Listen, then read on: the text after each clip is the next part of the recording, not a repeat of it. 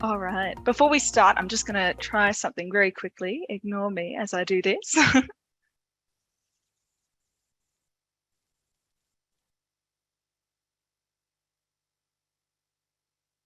Okay. Awesome. That's better. Well, how about we kick off now that it is almost 5 past? Welcome everyone to Skyline's Business Management Unit 3 and 4 exam revision series. I'm very happy to have you here. I've done this a few times now. I think this is the 3rd year I've run this session and I love it, really enjoy it. So really excited for today. Follow the instructions on the slide, share an emoji in the chat to let us know how you're feeling. That's the way we love to kick this stuff off. And I'll bring you to a Menti slide where I want you guys to rate how confident you're feeling about business management in general as well. Thank you, Dylan, for that. And then we'll get started. Before we do that, what I want to do is give my acknowledgement to country. I acknowledge the traditional custodians of the land we are gathered on today. For me, that's the Ngunnawal people. I pay my respects to the elders past, present and emerging, for they hold the memories, the traditions, the culture and the hope of Aboriginal and Torres Strait Islander peoples across the nation. Thank you. Whoop. And what I'm going to do is introduce myself and introduce Jade, our assistant tutor for today, and then I'll bring you to that Menti slide I mentioned before. So my name's Jasmine.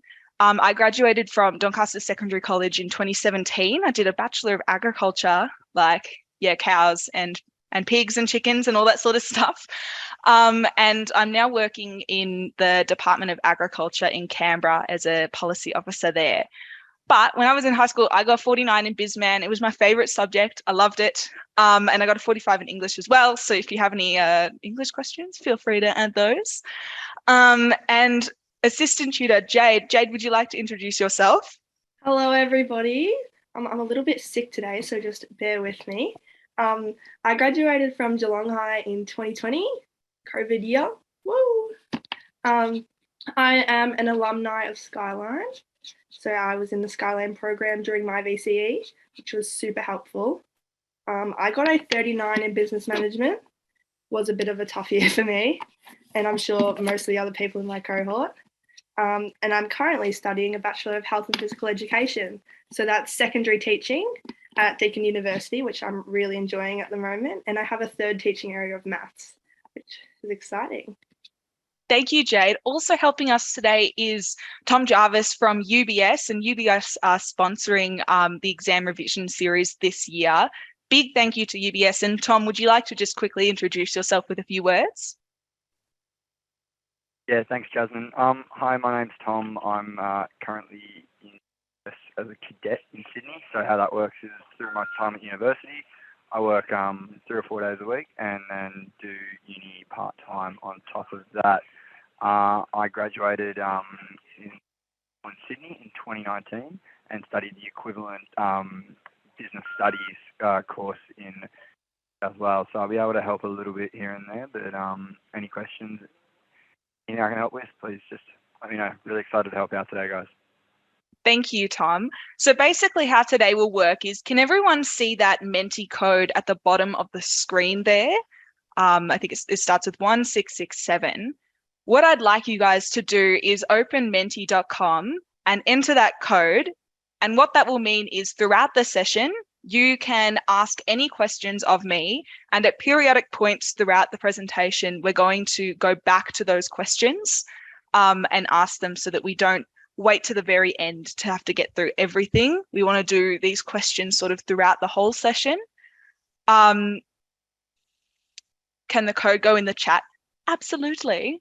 I have a stupid thing where I can't quite see the bottom numbers, but what I'm going to do is I'm actually going to open Menti right now. Give me 1 second. Here we go.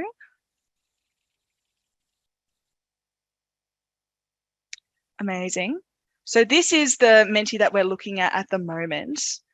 And you can see the code is up there on the screen. I will type this into the chat for you guys. Oh, voting is closed. That's not what I want. Give me a second, guys. I will open everything.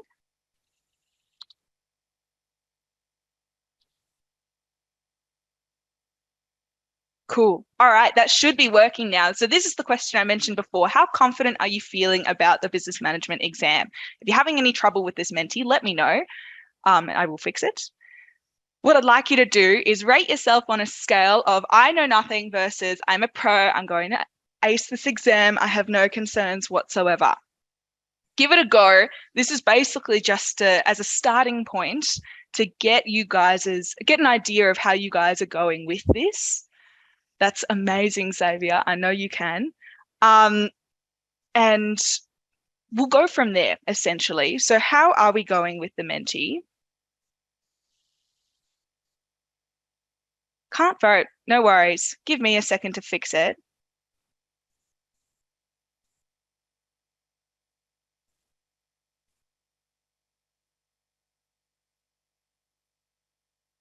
Is this any better?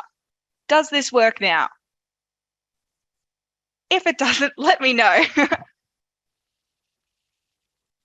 No, great. Okay.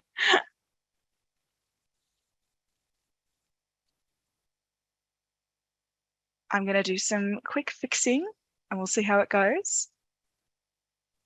No scale, just to submit. How interesting.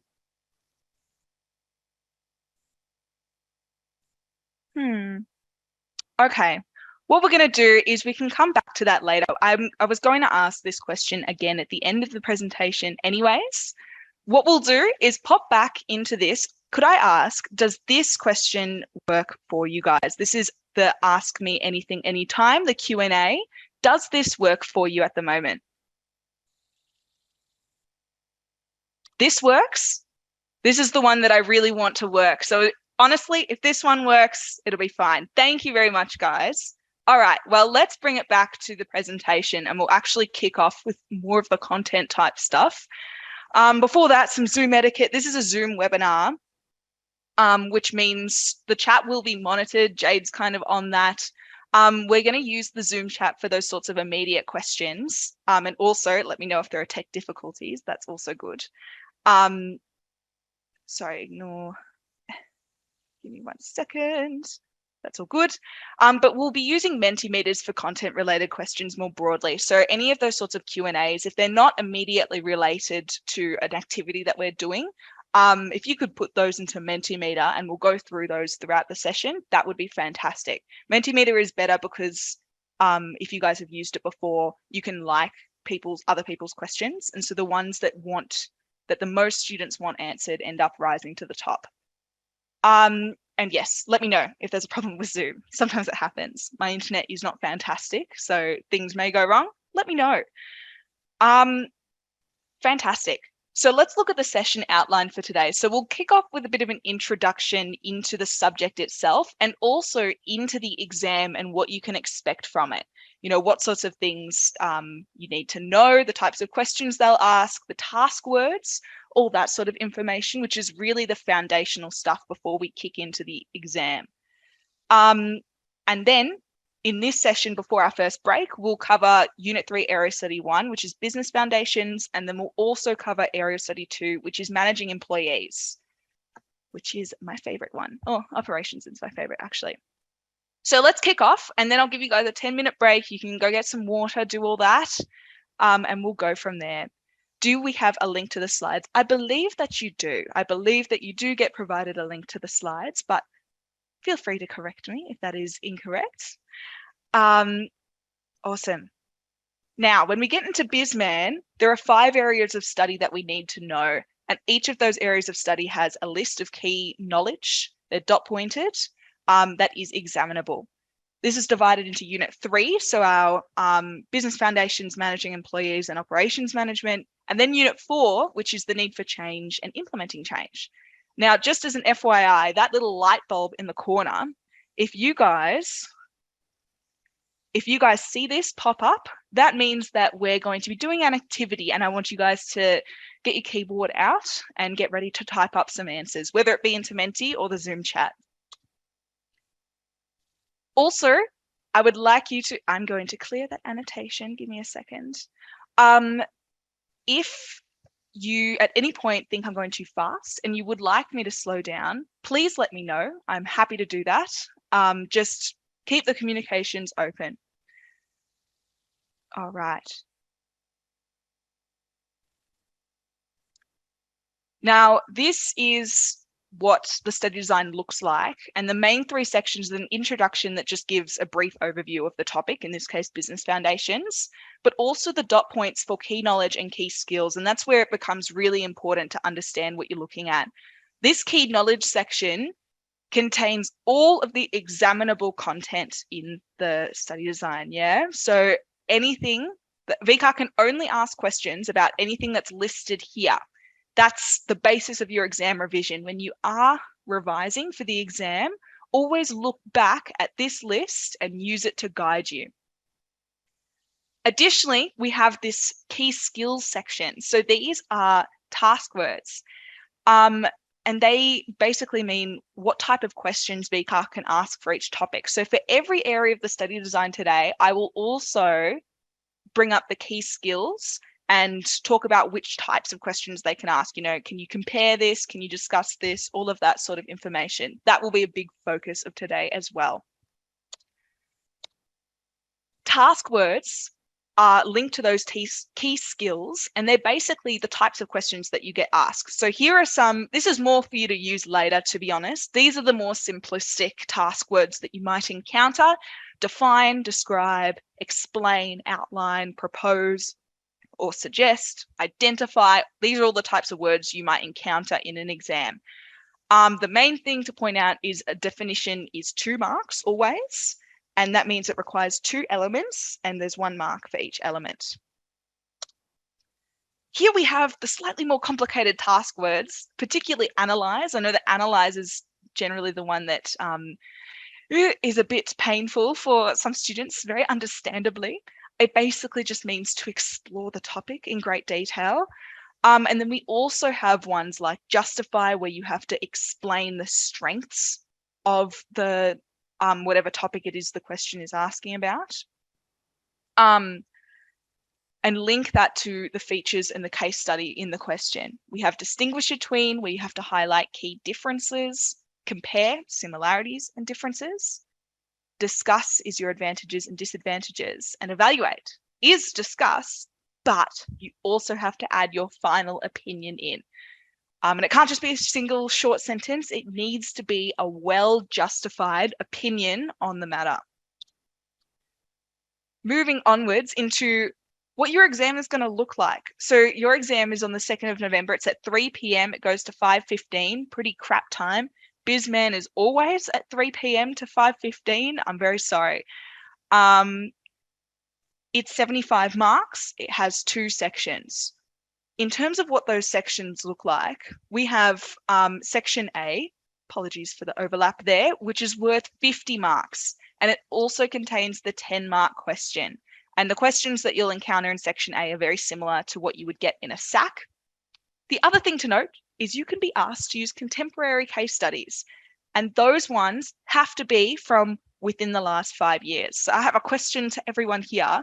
Has anyone learnt the case study about Woolies banning plastic bags in their grocery stores? Is that something that anyone was taught during BizMan? Yeah?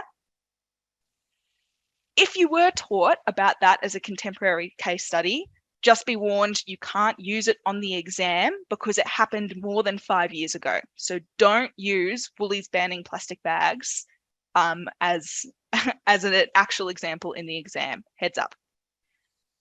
Then we have section B, which is the case study, and it's different every year. For example, last year it was a selection of graphs. The year before it was a speech to shareholders. They totally make it up every year. Now, the key thing with this is all answers to section B questions have to be applied to that case study. And I would say about half the marks are purely for how well you can tie it into the case study. You can have a perfect technical answer, but if it's a 6-mark question and you've not related it to the case study deeply, you're only going to get 3 out of 6. And this is worth 25 of those 75 marks. A case study looks something like this. This is the one in 2020, that transcript. It can be totally overwhelming. There's just like a ton of information that they throw at you. So what I suggest you do is read over it and then read over it again, highlighting the parts that are important. For example, this business has shareholders, which means It has to be a public listed company or a private company. And then we learn here further on that it's listed on the stock exchange. So it has to be a public company. Now, what I like to preface these sessions with is just a bit of a rundown on why the exam's important. A lot of you you've all been working really hard up until this point. A lot of you would have done all of your SACs. Some of you might have one SAC left. The thing to consider with the exam is that it's almost like an equalizer across all the schools who do business management. There's, all sorts of SACs that you guys get given depending on the school you come from. So what's important to note is that the exam is something you all do, and VCAR use your exam performance to judge how well you understand the subject. So if we have student A and student B, I want you to have a look at these students and think about which of these students would likely have a higher study score at the end of the subject. What do we think? It would be this one. And the reason for that is because generally a high exam score is going to pull up your entire study score. And that's because VCAR will look at your SAC scores, then your exam score will be like, whoa, they actually did really well on the exam. Their SACs must have been a bit more difficult than the rest of the state. And that's how they make a judgment that you are actually high performing compared to the rest of the state, which is how they get the study score from. Versus if you don't perform as well on the exam, VCAR might look at your results and think, that might mean that their SACs were easier compared to the rest of the state. And to even it out and make it fair, we're going to have to drag your score down. So it's really important to perform well on the exam and in fact perform better on the exam than your SACs. That's the main thing. So even if you haven't done super well on your SACs until now, do not fret, because doing well on the exam is going to pull you up and get you a better score. We're done with the intro now, and we're going to just launch into a bit of actual content until our break. We're going to start with business foundations and managing employees and then go from there. So business foundations, this is the very first thing you guys would have learned. I will note here that this is a 3-hour session, and try as I must, try as I hope, I would not be able to get through every single bit of content on the BizMan study design. Makes me sad because I really do want to do that. So what we'll do instead is focus on what's most important, and that's generally stuff that either students struggle with on past exams or haven't been asked about on past exams or haven't been asked about since like 2017. So things that are more likely to pop up for this exam. That'll be our focus for now. And what I will tell you guys every study design is, every area of study is how many questions this has appeared in. So types of businesses have been on every exam except 2021, for example. And that's the list for the rest of them. You'll notice that management skills only has one question. We're going to go through that question today. And corporate culture didn't get asked about for ages and then was a 10-mark question last year. So it's good to note this sort of stuff. We'll kick off today. The one topic that hasn't appeared yet is that second last one, the relationship between management styles and management skills. Great. Here are the key skills that I mentioned, the task words. Essentially, you need to be able to discuss and evaluate any of the stuff on here, yeah? So advantages and disadvantages, primarily of your types of businesses and your management styles. Those are the main things you need to know advantages and disadvantages of. I'm just going to, there we go. Here are types of businesses. You'll notice there are a few dot points for each of these. Essentially, if you're asked to define one of these, you need both relevant elements. So sole trader was a 2017 question. You needed to say the word owned and you needed to say the word single. Partnership 2018, you needed to say owned. You needed to say between 2 and 20 people, so on and so forth. So this is stuff that we've learned from previous exams. Now, can I ask you guys a question? Which of these is the only type of business that has not yet appeared on the exam? Does anyone know the answer to that?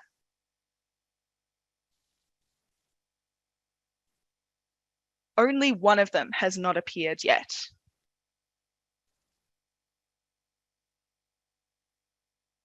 GBE says Yusuf, Xavier says partnership, but it is in fact a government business enterprise. The rest of them have been asked about before. So my suggestion is please study up on government business enterprise, because if patterns mean anything, they're going to have to, I mean, for completeness' sake, they've done the 5 other ones. It would really hurt me if they didn't do it on the last year of this study of design. So, fingers crossed, they put government business enterprise in this year. Here are our management styles. This is not for me to go through in detail today. This is more for you to look back on later as extra notes. We have our 5 management styles.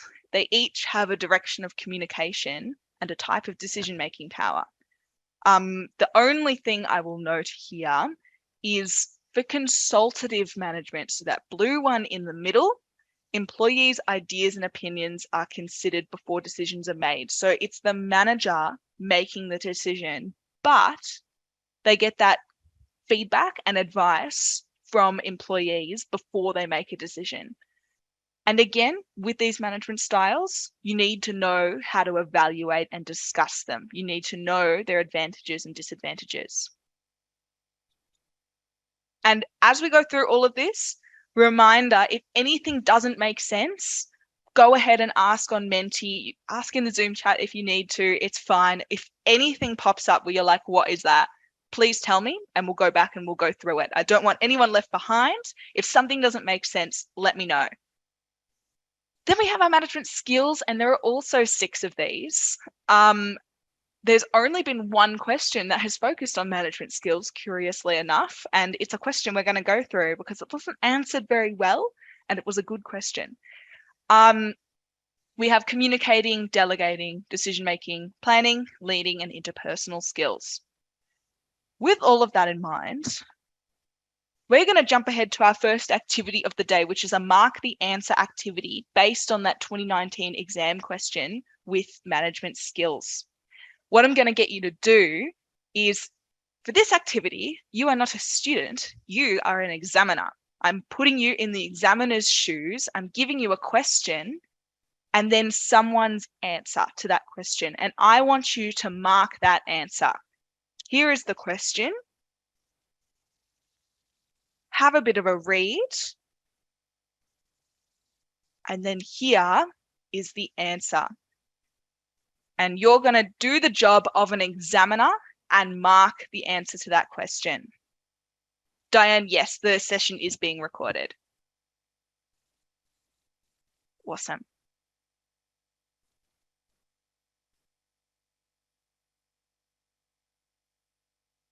All right. I'm just going to let you guys sit on this for a while, and then we're going to pull it back to Menti, where you guys can give me your answers to this question.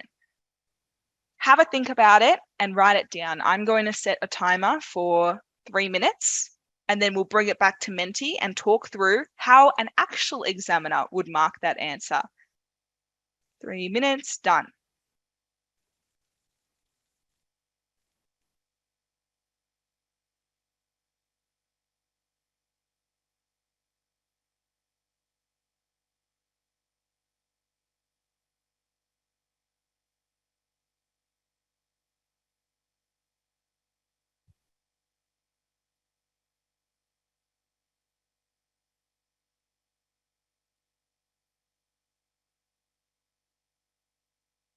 Thank you, Alana. Hold on to that one for me, and we'll chuck it in the Menti at the end as well. Unless this works better. We'll see how it works.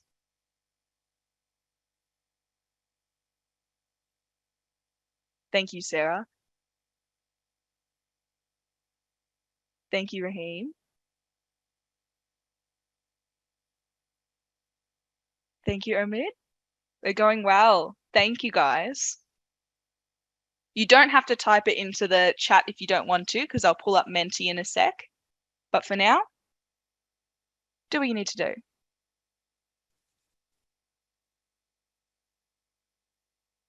And I want you to think about the reasons that you're giving it this mark, okay? Because I'll ask you guys, why did you decide to give it that mark out of 6?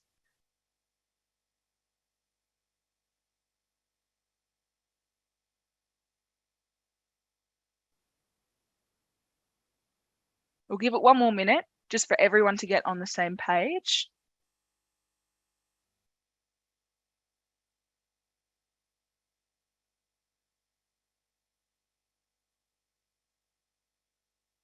Thank you, Dylan.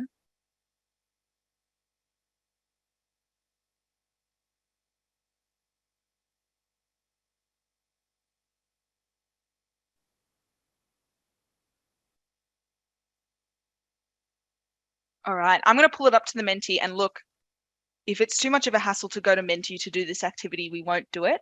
But for now, I want to give this a try. So this is how many marks out of 6 would you give the answer? It's good to see like the range of responses that people do. So if you could, let me know. 4 out of 6 is majority vote. Interesting. Keep it going. No one gave 6 out of 6. No one was cruel enough to do 2.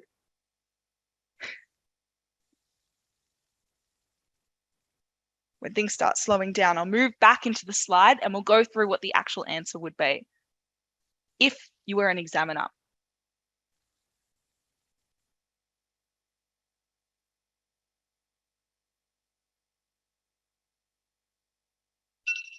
Ooh, Jesus, that was bad. Thank you, James.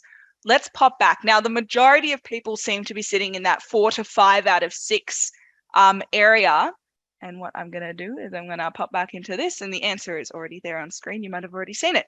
The answer is 3 out of 6. Yeah, and a few of you got that. Congratulations, you guys. And thank you for Dylan for providing a bit of an explanation on why he decided to go for 4 out of 6. A little bit more forgiving than what an examiner might be. Yeah, and this is kind of the lesson that I'd love you guys to walk away with. Examiners are a bit mean, and whatever you have to do a lot to get those marks. What you guys have shown me is that a lot of you understand that just mentioning a name of the business is not enough. Yeah, you have to actually link. Now, this is from section B of the exam, this question. And if you remember what I said, section B, half of the quality of your answers, like half of your answer comes from strong links to the case study. This answer simply didn't have that, particularly in the first paragraph. So let's go through it. This was VCAR's notes from this question. As you can see, 1/5 of the state got 0 out of 6, and only 2% of the state got 6 out of 6. Pretty incredible. A lot of people sat in that 2 to 3 area. So technically, the answer that I gave you is above average. The average is 2.3. According to VCAR, you needed to consider that task word explain. You needed to put in detail, and you needed to link the answer to the case study, which is what we've discussed as well. And a lot of kids just did not have that detail necessary for a 6-mark question. If we go through it, one thing that this person did really well was explain communicating. There was a lot of really lots of demonstration of what communication is, not just the definition, but also how it works practically, how you actually do it. You provide employees with clear directives, et cetera, et cetera. But this is a really generic answer. There's no links to the situation that stores are being closed down. That's a really specific situation, and you need to tailor your answer to that situation, okay? Same sort of thing here. Lots of really good explaining of what leading is. So we get a mark there. We're currently sitting on 2 out of 3. But this part is still a bit too generic. We're talking about how we need to build a future vision of success for Attitude, but what is that? You know, is it a business that is still extremely profitable and able to support employees, despite the fact that it has less businesses open? Like, you just need to be a lot more detailed in your answers. And also in this case, empowering employees throughout change. What does that mean? It could be that you do work groups with employees and you get their ideas on how to best manage redundancy, all that sort of stuff. You need to be more specific is the thing there. So do we all understand why in this case you'd end up with a 3 out of 6? Does that make sense to everyone? Hopefully it does. And thank you for participating in the Menti as well. We're going to kick on and focus on this topic here, which is the only one from Business Foundations that hasn't appeared on a study design yet. And this is the relationship between management styles and management skills. What this means is you have to think, what skills would be important to a persuasive manager or a consultative manager or a laissez-faire manager, whatever happens to be? What skills would be important for that specific type of management style? And it changes just depending on the type of management used. So as an example, persuasive management, some important skills. Communicating, you have to be able to clearly explain not only your instructions, but your justification. Because remember, persuasive is top-down communication. I'm telling you what to do, but I'm going to give you a reason as to why we're doing it that way. So you need to be able to clearly communicate that.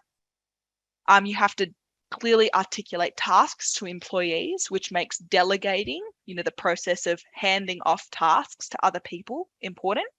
And decision making. Bruh, as a persuasive manager, you have all the decision making power. If you're crap at making decisions, you're a little bit screwed. Hey, you need to be really good at making good decisions. I want to throw to you guys, what about consultative management? What might be some skills that are important to a consultative manager, and why might that be the case? Why is, for example, communicating important to a consultative manager? Do we have any ideas?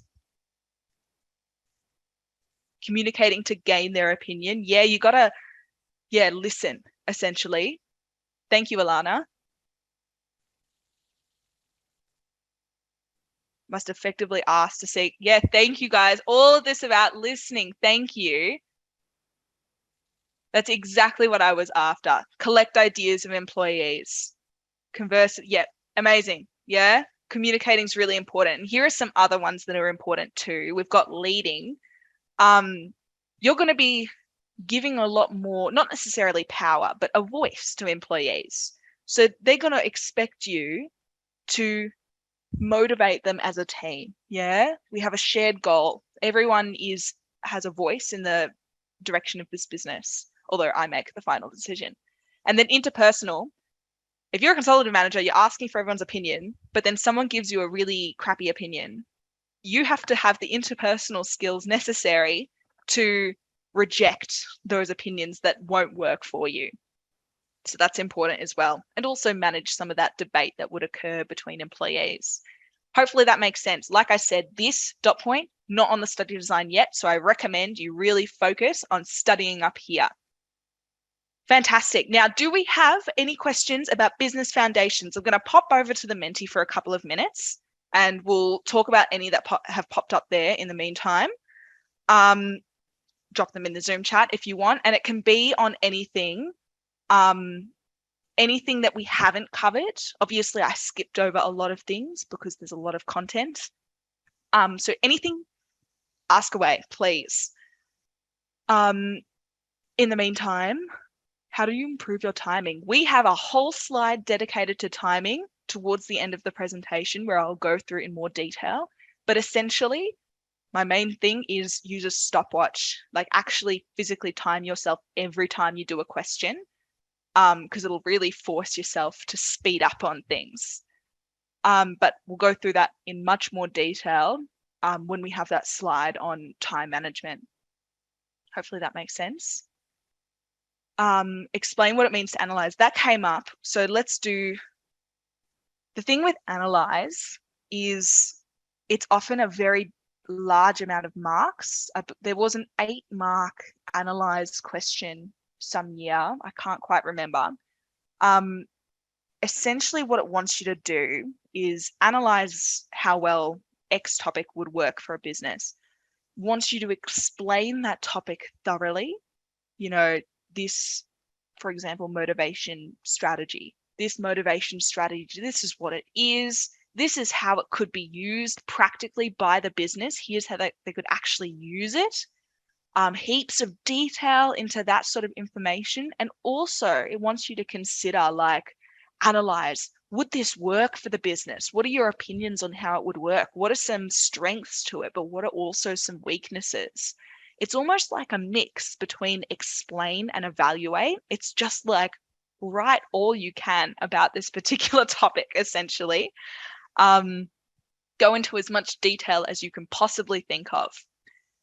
Now, before we'll pop back, because I think we're running a little bit behind time, so I'm going to keep moving. But like I said, any questions relevant to business foundations, please ask away, and we'll get to them. So our next one is managing employees. This one has also been thoroughly asked about on the exam. As you can see, motivation theories are an absolute favorite of the examiners. Just almost every year. It's pretty crazy. I'd be quite surprised if they asked again in 2022, but you never know. I've said that every year.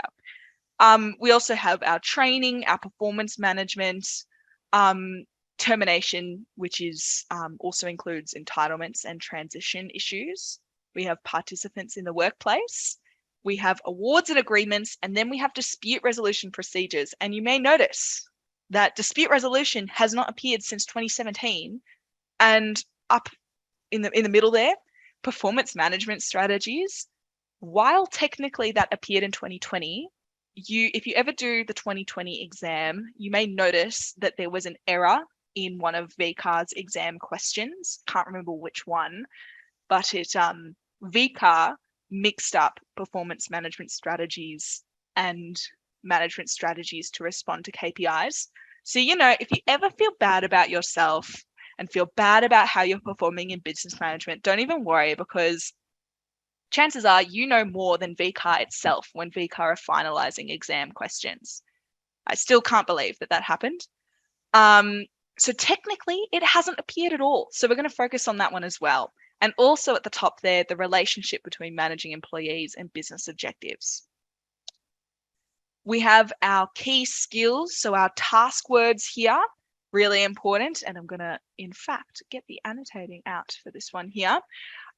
We have define, describe, apply. That's a standard one.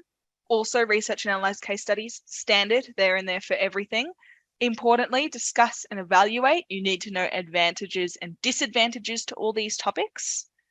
Apply your knowledge, that's standards. You need to be able to examine and apply the theories of motivation. So how can you actually use the theories of motivation in a workplace? Compare and evaluate strategies used for motivation and training. So your training options or your motivation strategies.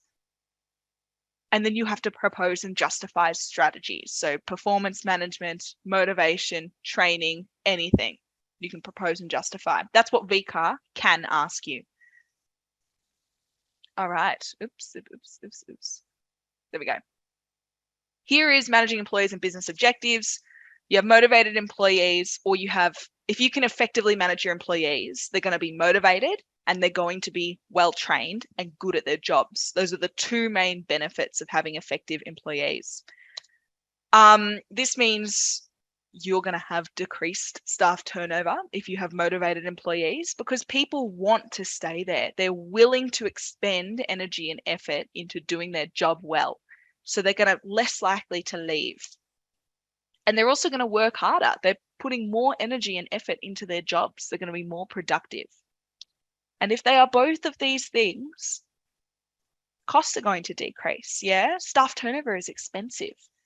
Unproductive employees, they're expensive and inefficient. So if we can get really productive employees, we're going to have decreased costs as a business, which means we're going to have increased profit, which is one of those key business objectives.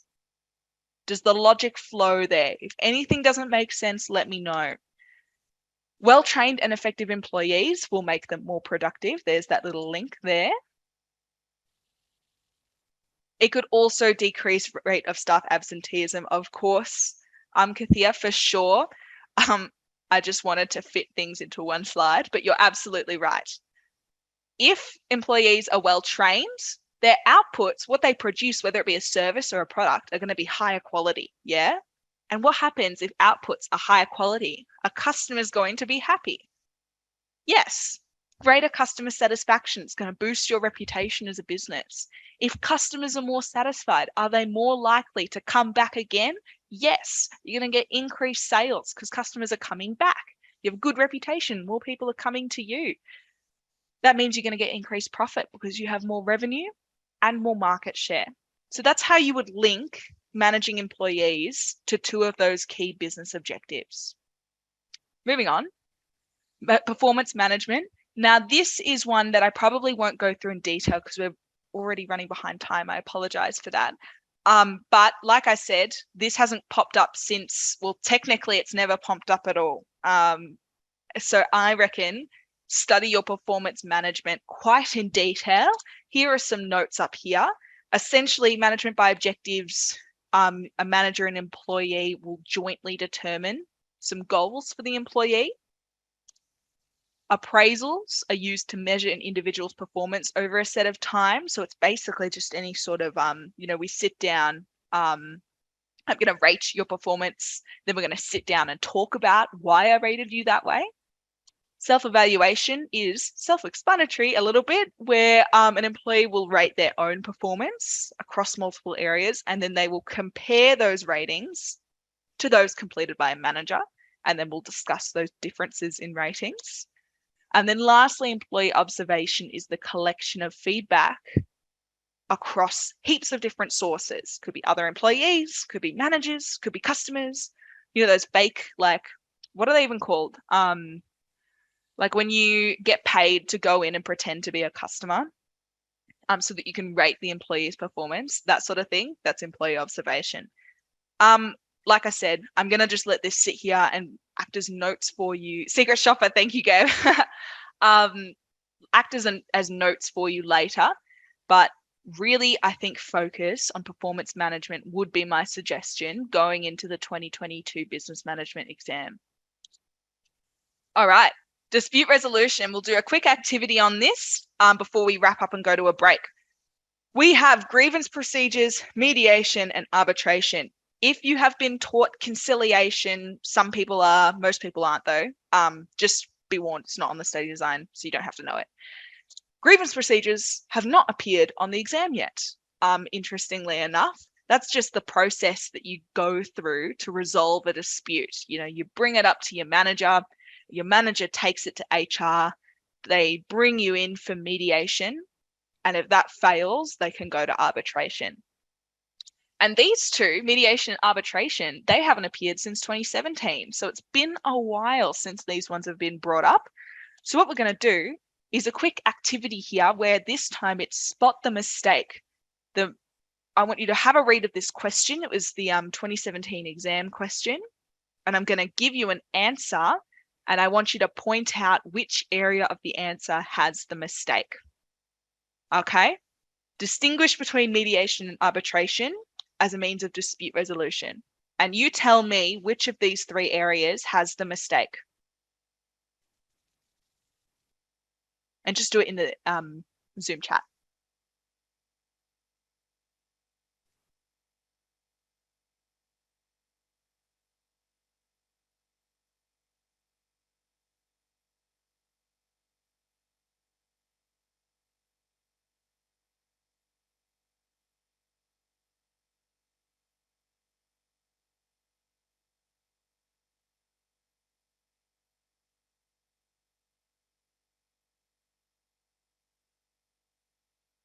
Thank you, guys. You can see those answers coming in.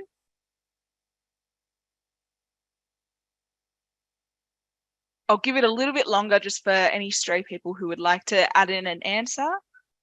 There's a fair bit of variation, to be honest. So anyone you've put in, don't feel bad. Thanks, everyone.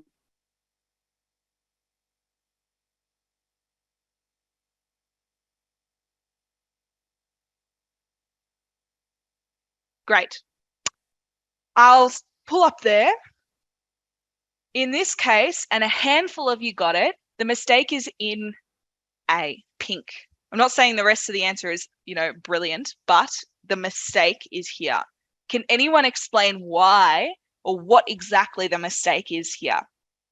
A lot of you said blue, and I'm curious to know why blue was such a popular answer as well.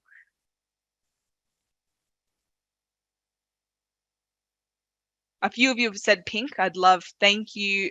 Thank you, Sai. Awesome. No worries, Dylan. The independent third party doesn't listen. They facilitate the conversation. Yeah? Fantastic. That is the mistake here. A mediator isn't someone who listens to disputing parties. A mediator facilitates discussion between them. Yeah?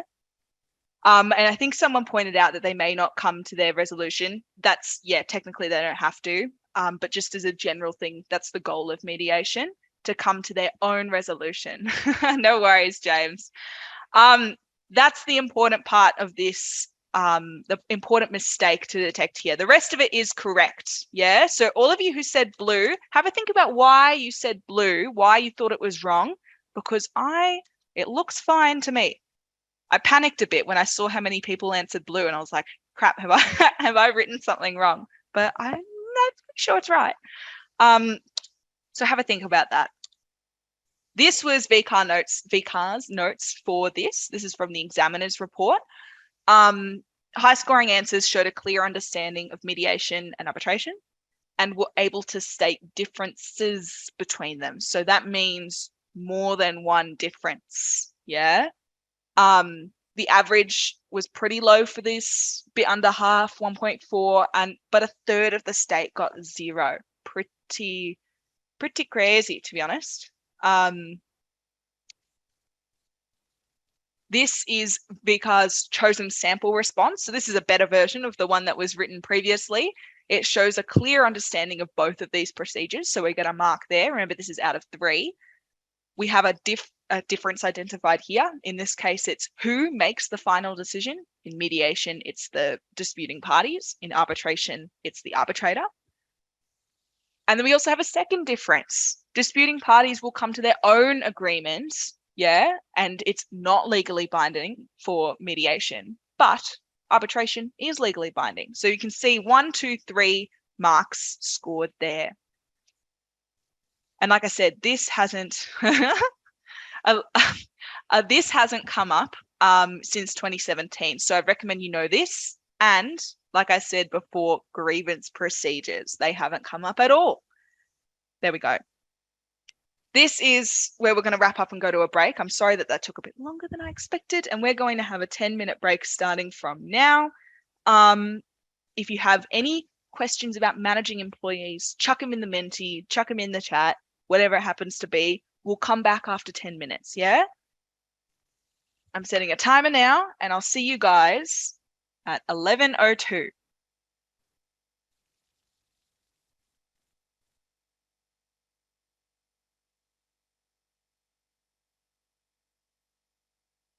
Hi, my name is Ophelia. I'm a communication specialist at UBS. As part of my role, I manage external communications, and that includes media liaison, journalist relationships, and myself and the team also manage community impact in Australia and New Zealand. So that involves grant giving to various charities and also volunteering. My biggest career highlight to date is probably managing to transition between one industry and the other. And so when I started off, I was working in luxury fashion and lifestyle, and I made the change to financial services.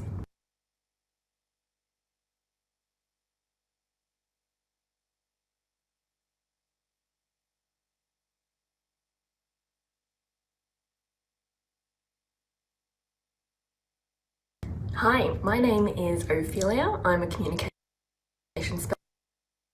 Kick off. Before we start with content, just a quick video for you guys, similar to the last one. Come to the VCE Exam Revision Series in partnership with UBS. Oh, excuse me. Come to the VCE Exam Revision Series in partnership with UBS. This session will feature interactive activities, quizzes, and the opportunity to ask experienced tutors as many questions as you like. We will discuss past exam questions, show you strategies on how to best maximize your marks, and help you get inside the mind of an examiner and reveal the biggest pet peeves. We'll guide you step by step through the study design, and by the end of the session, you'll have a stronger sense of clarity and confidence walking into your exams. Join us as part of your exam revision by scanning the QR code or visit skyline.org.au to view our full 2022 exam revision schedule. Thanks for that, guys. Like Jade said, these sessions run all week for all sorts of different subjects. So feel free to, if you haven't already, register for some of the subjects that are happening later this week, which are economics, chem, sociology, EL, lit, further, psych and spec math. Very funny. I actually recently found my old further maths summary book. I can't believe I passed that subject. Anyways, let's continue. Welcome back from the break. We're going to kick it off with, we're actually not running late. That's fantastic. Some Unit 3, Area Study 3, so Operations Management. Then we're going to dive into Unit 4. We're not going to finish Unit 4 because Senge is quite a big subject. We'll leave that for Part 3. But before we do that, I'm going to pop back into Menti for a second and answer just a couple more of the questions that you guys have come up with. First of all, we have answered this one, so I'm going to continue. 10-mark question on the exam. You know what? Let's use this as an opportunity to think about 10-mark questions. The process with 10 markers is to, one, not panic. I remember when I did the 2017 exam. I don't know if you guys have seen the 2017 exam 10-mark question. I think I cried when I read it. I had no idea what it was. It took a fair bit of just reading through and understanding exactly what was being asked. The trick with the 10-mark question is more is better. Yeah, the more detail you can pack into a 10-mark answer, the more successful you'll be. My suggestion has always been leave 20 minutes for the 10-mark question and just go ham on it. Write as much as you can about that topic, always being considerate of what's being asked and what task words are being used. But the more detail you can pack into it, the better. Hopefully that kind of makes sense. But if you look at some of those past 10-mark questions, the questions aren't necessarily long. Sometimes they're a bit difficult to understand. So it's a matter of taking it by a case-by-case basis, making sure you really plan out your answer. You know, the task word is evaluate. Here are all the things I have to evaluate. I'm going to tick each of these things off one by one, all that sort of stuff. Did I see correctly that someone had raised their hand? Is that what's happened? I don't think, if you raise your hand, you can't speak in this webinar format. So if you do have a question, chuck it in the chat and we'll go from there. But that being said, let's pop back into the slideshow. And then we'll go for another 10-minute break and then we'll wrap up the session, hey. So, Operations Management, this I can safely say is my favorite area of study on the subject design. It's the worst answered, always. It doesn't matter which exam you look at, it's always Operations Management that struggles the most. And therefore, I think it's the one you guys should study really hard. And another reason for that is it gets asked about a lot. As you can see, tech has come up literally almost every year. The only year it didn't come up was 2020. Materials, again, the only year was 2019. Like, these things come up all the time. I was insistent last year that there was going to be a quality question on the 2021 exam. I was right. It was not well answered at all. I think it was the technology question last year was the worst answered, and the second worst answered question was quality. So again, this is the problem area for a lot of people. So if you're going to focus in on something, I recommend Operations Management, heaps of past exam questions. Please focus on this. What we're going to focus on today in particular is that part there that says corporate social responsibility and operations system, where it says it's never been asked before, because it hasn't. And then we'll look into global considerations as well. Now, Key skills. There are lots of these that you have to know. Particularly, you need to know how to discuss and evaluate everything in this study design, as you have to do for all of them. You need to apply your knowledge as usual. Again, these are the same for everyone as well, all of them. Compare and evaluate strategies used in operations management. Those strategies are your tech, your materials, your quality, and your lean management. You need to be able to compare them and evaluate them. What that means is, for technology, for example, we have computer-aided design and computer-aided manufacturing.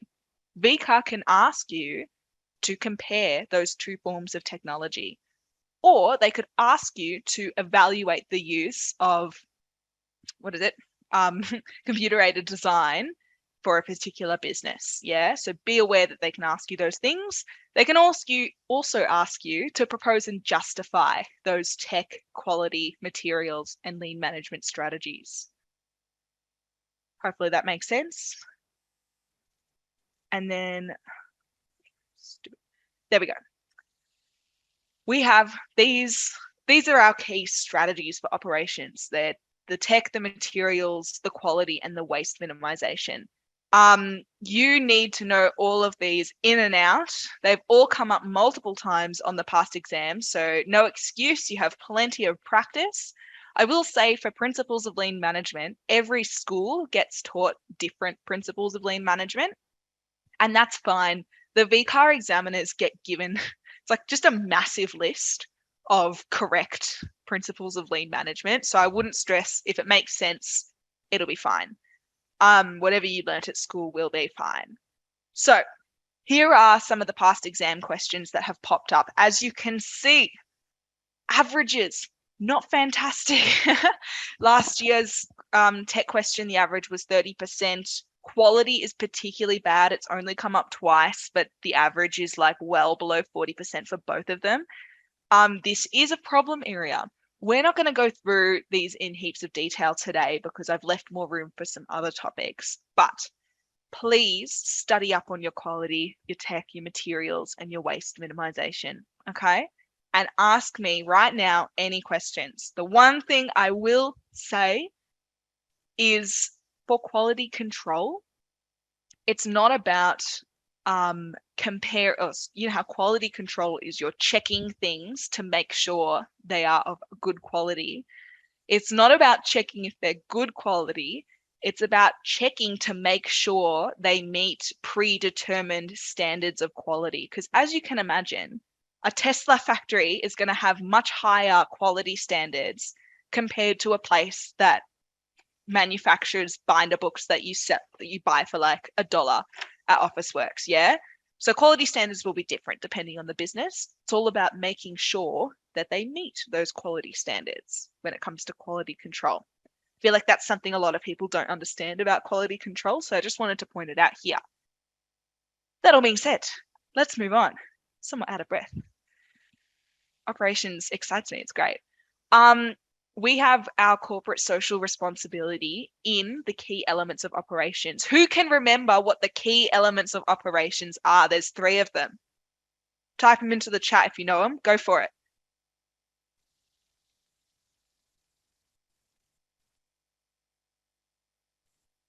Fantastic. Thank you, everyone. Inputs, processes, outputs. Amazing.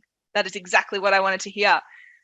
One of the dot points, so that is a dot point on this area of study, but also you have to know CSR, corporate social responsibility considerations for those elements of operations. But just to look at CSR in and of itself, CSR as a topic has come up multiple times in the exam, so we know what VCAR expects from a definition of CSR. They expect 2 things. 1, you need to highlight that CSR means going beyond legal requirements. You're not just doing what is lawfully required of you. You're making sure that you're going above and beyond those legal requirements. And then the second thing was some quote from VCAR, give indication of context, in which such considerations may arise. So that it might be environment, society, the economy, community, anything like that. Those are the contexts in which those considerations arise. Those are our two elements, yeah, for defining CSR. Make sure you remember that one. Now, when it comes to CSR and key elements of operations, we have a few that we need to know. So for inputs, some dot points that you could use in an exam question. You could purchase green technologies, and you have to be really clear that you're phrasing this as an input. You're not using green technologies, you are purchasing them so that you can use them later. Yeah, purchasing green technology. You could source from ethical companies. That's probably the easiest one you can do. You make sure you buy from a supplier that is ethical, no sweatshops type of thing. And additionally, you could buy from local suppliers. And when you buy from local suppliers, you get two benefits. One is reduced transport pollution. Australia is on an island, nowhere near any other country except New Zealand. And who cares about New Zealand? So it's really like a big factor for us is making sure we can reduce transport pollution, because ordering things over from Europe takes a lot of pollution. So if you can buy locally, you get rid of all that. And you also support your local community and your local economy as well. So we would consider that socially responsible. For processes, that middle part where you're transforming the inputs into the outputs, you can recycle. That's like, throw back to grade 4 when we all learned about reduce, reuse, recycle. That one should be stuck in your brain already. You're recycling throughout production. There are heaps of companies who do this. Because not only is it good for the environment, it's good for the business. You recycle it and you use it later, you save money. Recycling throughout production, green energy, using that throughout the production process, using solar panels to generate your energy, using energy efficient technology and machinery as well. And also keeping your production processes in Australia. Honestly, that's a bit hard for a lot of businesses. You guys might remember when Australia lost all its car manufacturers because it was just too expensive to keep in Australia. That is a challenge, but a socially responsible thing to do would be to keep production processes in Australia and employ Australians to get involved in that.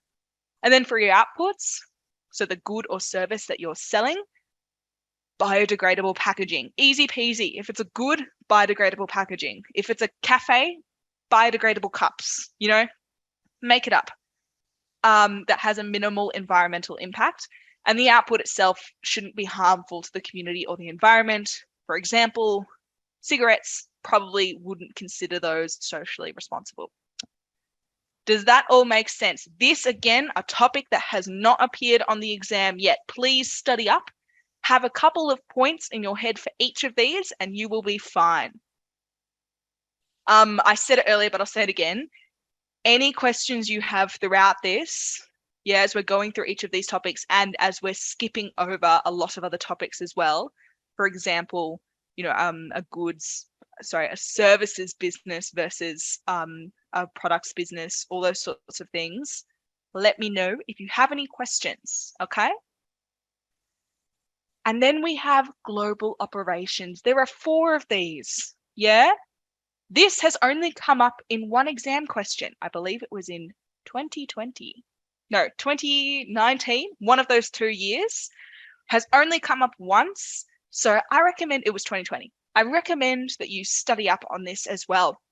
So global sourcing of inputs, it's when you're importing the resources you need from an overseas or a non-Australian organization. Trying to think of a business that does this. Jco does this, I believe. Overseas manufacturing is when the entire production process occurs out of Australia, overseas. Cotton On, their production process does not happen in Australia, despite it being an Australian business that sells stuff here. All their production happens overseas. Global outsourcing is for non-production related business functions. Now, can anyone explain what those might be? Non-production related business functions. There are kind of a couple to keep in mind all the time. Anyone have any ideas what those could mean? Marketing, accounting, logistics, call centers. Yep. That's exactly it. IT, all that sort of stuff that's not related to the actual inputs, processes, outputs necessarily, not related to the making of a product, but is essential. Yeah. Non-production related business functions. And then we have supply chain management, which is controlling and coordinating your business's supply chain with two aims. One, you want to meet your customer demands, but you also want to make the most efficient use of input resources. Yes, you're looking at your whole supply chain and thinking, where can I make improvements here, efficiency improvements, but also still produce a final output that meets customer expectations and won't drive away customers. So you're taking control of your whole supply chain there. Now, guys, for the next activity, I'm going to ask you a favor, and that favor is please do not answer in the Zoom chat, okay? No answering in the Zoom chat. We're going to answer on Menti only. So this is just another mark the answer. I want you to have a go. Like I said, we'll go through on Menti. I'd rather you not use Zoom for this one. I want you to give this mark an answer out of 3, okay? I'll give you a few minutes and then we'll pull back up to Menti.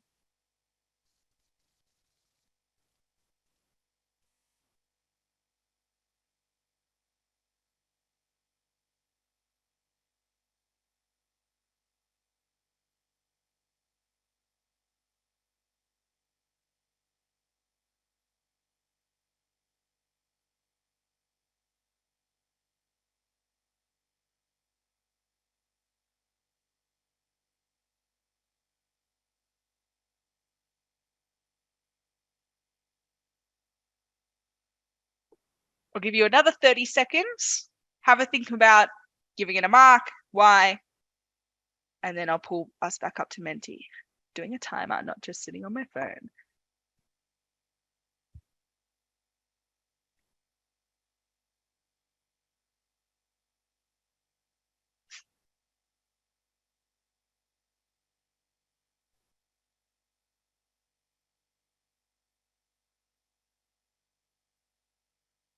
Great. Thank you, guys. We're going to pop over to Menti now. Have the mark in your head and let's go. Oh, shit. Oh, excuse me. Okay. This is the one I want you to look at. How many marks out of 3 would you give this answer? Wow, look at that variation right off the go. Fantastic. Lots of 2s out of 3s. Yep.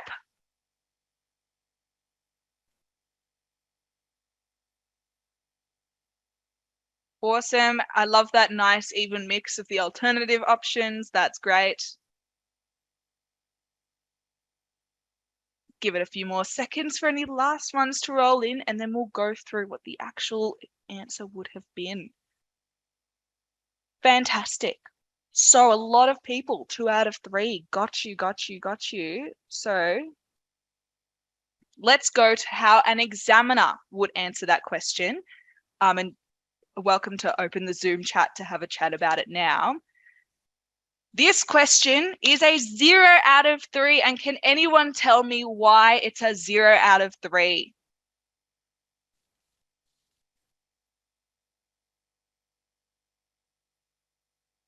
Thank you, Dylan.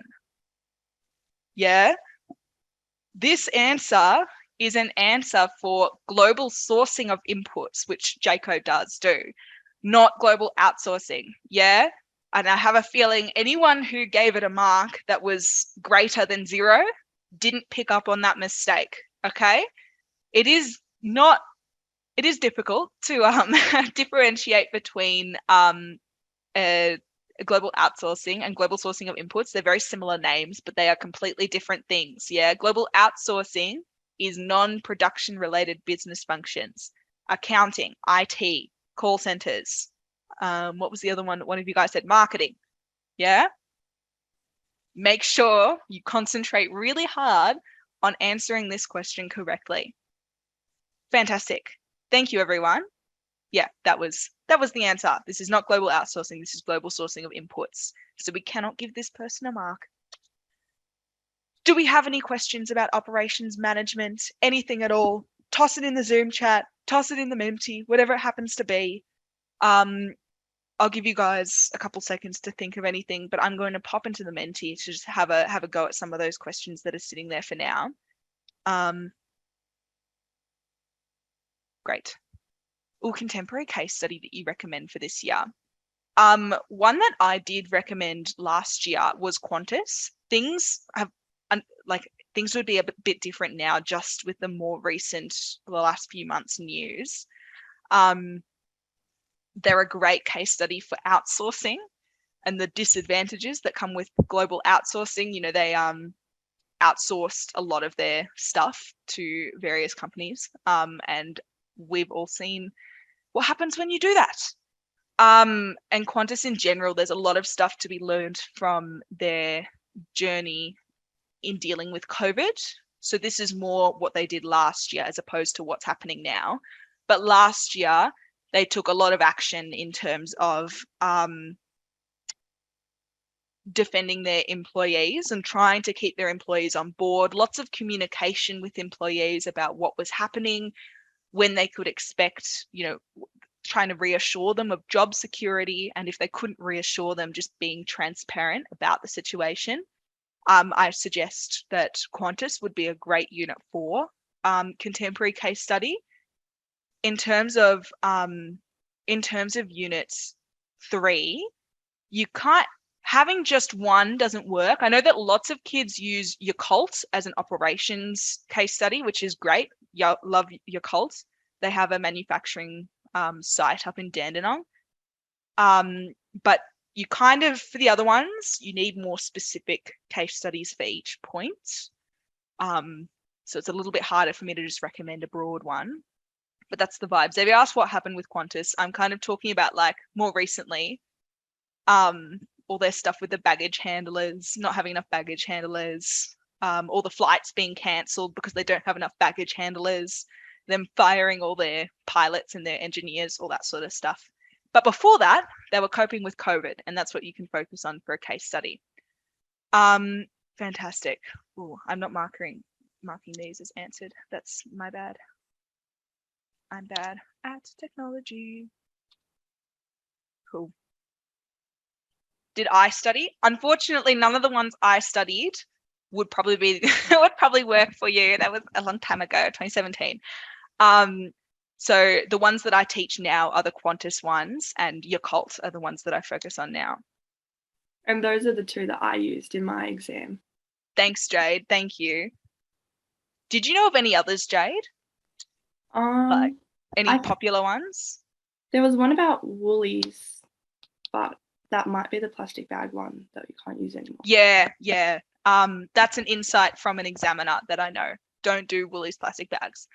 And just this question here, when asked about the skill of leading, should we define leadership? Yes, do that.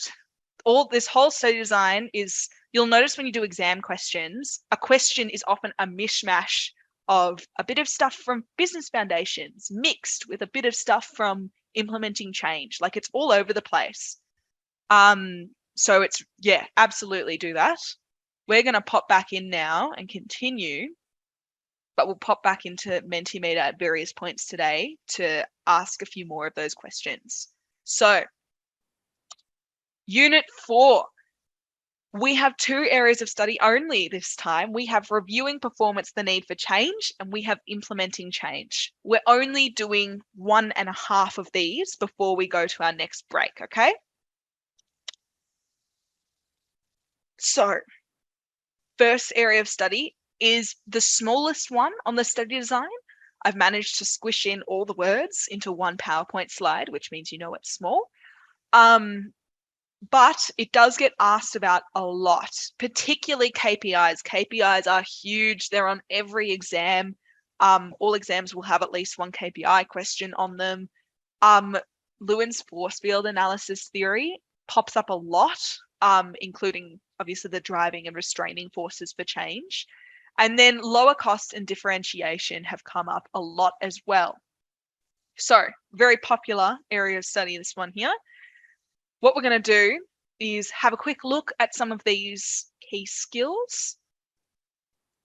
Get my annotator out. Define, describe, apply, analyze case studies, same thing all the time. The stuff that gets relevant or specific to this area is compare and evaluate relevant management strategies. You know what management strategies are in this context? Porter's generic strategies. You have to be able to compare and evaluate them. Great. And then also interpret KPIs to evaluate business performance. That's another one that's important. Yeah? Fantastic. Our KPIs. Here they are. We have 9 of them that we have to be able to define and interpret. And someone earlier, like I brought up staff turnover earlier, and someone brought up staff absenteeism. That's 2 of the 9 of them already that we've spoken about today. We've spoken about net profit figures today as well. They come up all the time. They're all over the place. But if we're going to define what a KPI is, because this came up, I believe, in 2018, it's a criterion or a set of data or a measure, doesn't matter what you use, used to assess the performance of a business in achieving its business objectives over a period of time. Now remember, definitions have 2 elements. Those parts in purple, those are the 2 elements, criterion and business objectives. Yeah, those are the 2 things you need when defining a KPI. We're going to do another activity now, and it's kind of similar to spot the mistake, right? But for this, I'm going to give you a set of KPIs, excuse me, and I want you to tell me which of those 3 KPIs I'll show you have the incorrect definition. And there's 3 rounds of this, yeah? So just answer into the Zoom chat. That's fine, easy peasy. We're going to kick off with round 1. One of these has a mistake, and I want you to tell me if it's A or B or C. As soon as you know, type it into the Zoom chat.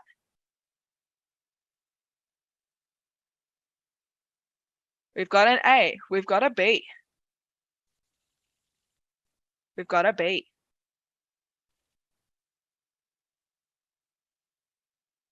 Lots of Bs. Fantastic. Now, what I will say, because B is not the right answer, is that B has a fair bit of variation in the definitions. And so even though this is expressed a bit differently, it still has the elements that VCAR requires. So B is actually correct, just different to what you might expect. If it's not B, which is it? We've got a C. We've got some A's. We've got a lot of A's. Fantastic. That's what I wanted to hear. The answer is A. Who can tell me where the mistake is in A? Need to be replaced doesn't include. Yeah, fantastic. That is exactly what is missing here. And we know this from 2019. They had a question where they were asked to define level of staff turnover. The problem is that we didn't say that staff need to be replaced. Yeah? So if we were to fix it, we would say staff turnover refers to the number of employees who leave the business and are replaced. Yeah? Turnover. We're turning over a new leaf every time. It's a cycle. And that's why it's expensive. That's why we don't want it. Every time someone leaves, you need to replace them, and you have to pay for their training. They have to get used to the culture. They have to get used to the relationships so that they're productive and friendly and all that. It's just like a total waste of time. So that's why we don't want staff turnover. What about round 2? Go for it.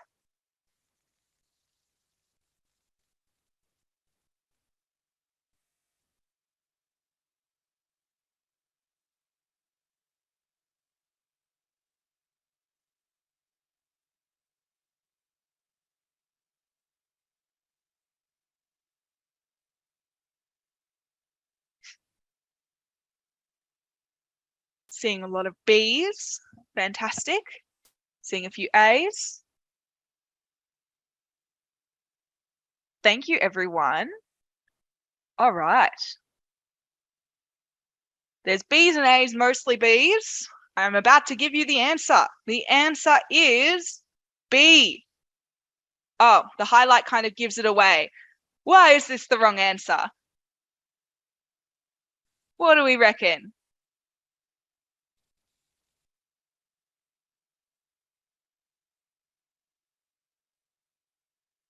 Fair few of you answered B. Use term defined in definition. Thank you, Lara. Thank you, Gabe. Everyone, great job. Yes. The key rule with definitions, don't use the name of the thing in the definition of the thing, okay? You can't define rate of productivity growth as a rate. It's annoying to come up with synonyms for everything, but it's just what we have to do. So in this case, you would say rate of productivity growth refers to the increase or decrease of output. Yeah? Annoying, but what we have to do. That's the golden rule when it comes to definitions. And then we have our final round. Which of these definitions has a mistake?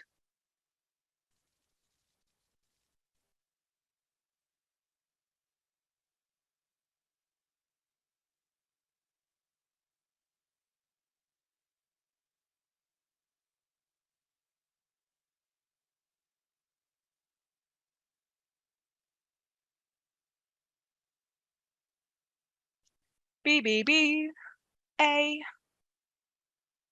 B. Some A's and B's. Or C.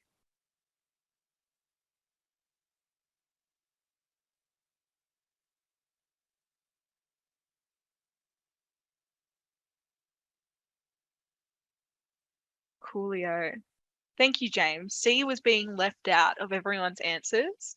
I mean, you are wrong, but I appreciate it. The answer for this one is B. I'm going to go back so that doesn't give away the answer why that's the case. What is the issue with B in this case? What's the mistake?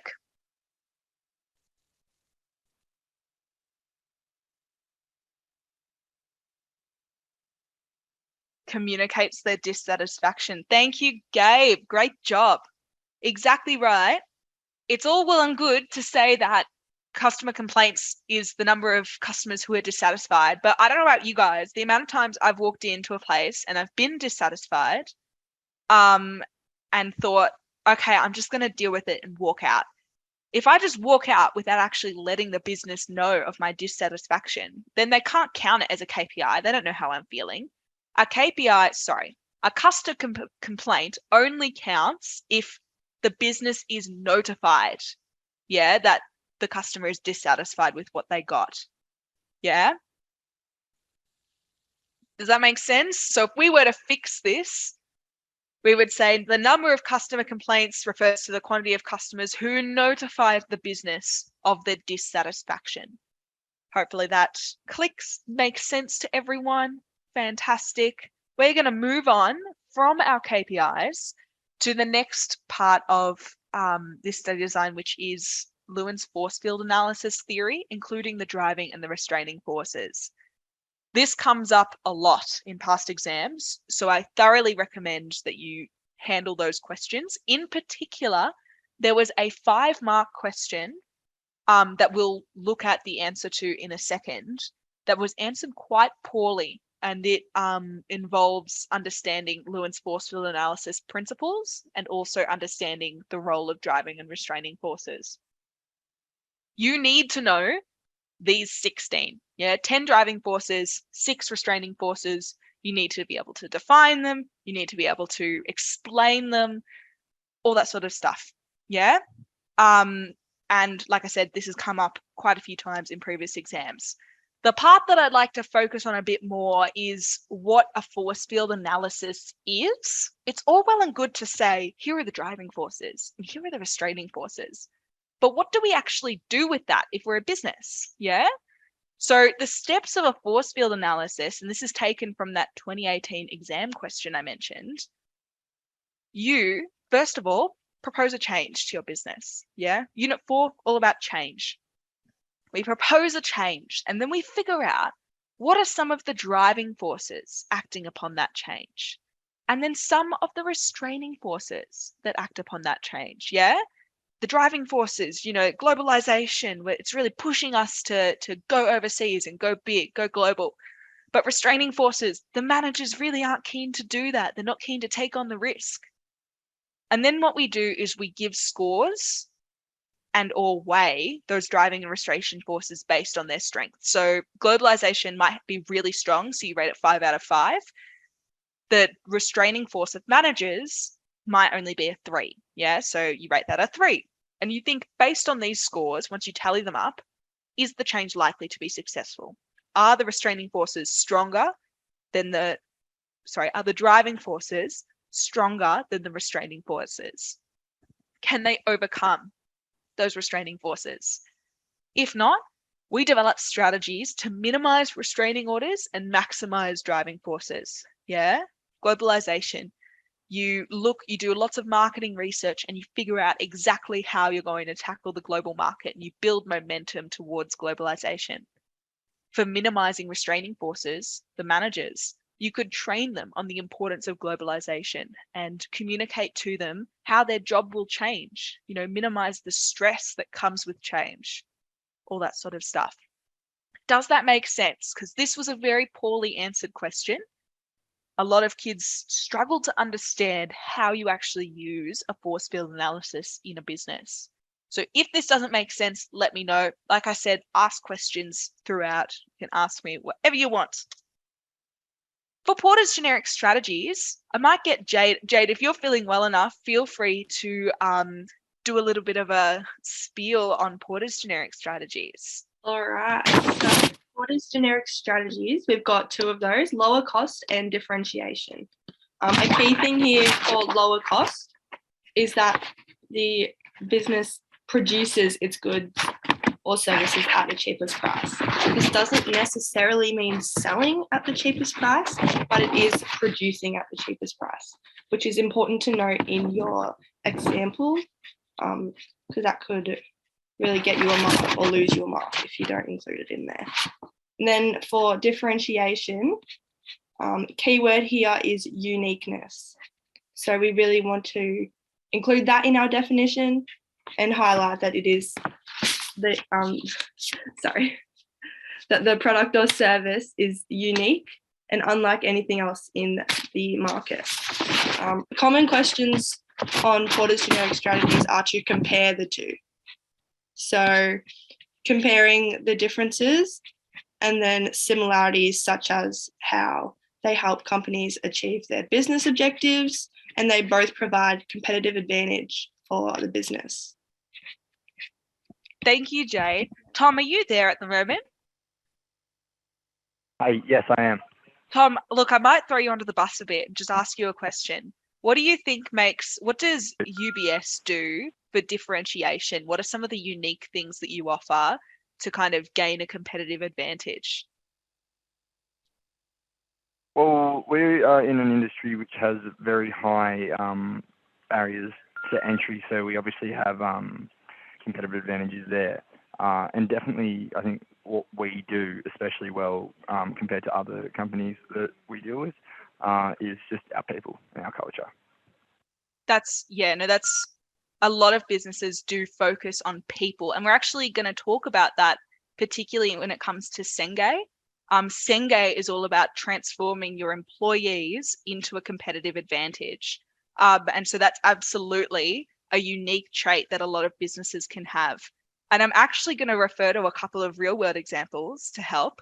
So first of all, lower cost. Can anyone think of any lower cost businesses? They don't have to be Australian. Just, are there any businesses that you know kind of operate with that principle in mind? I've got one. It's Costco. Anyone else got others? Aldi, Tiger Air, Kmart. Absolutely. Aldi is a great one. Yeah. Shein. Yep. I do recommend that you go with Australian businesses if you can. Sometimes examiners flip-flop between whether the business has to be Australian. In some years, they're very much like, yes, it has to. In other years, they're less about that. But I think the safe thing to do is do an Australian company. Anyways, great job, guys. What about differentiation? My big one, Apple. Apple is the big differentiation story in my head. Can anyone think of any others?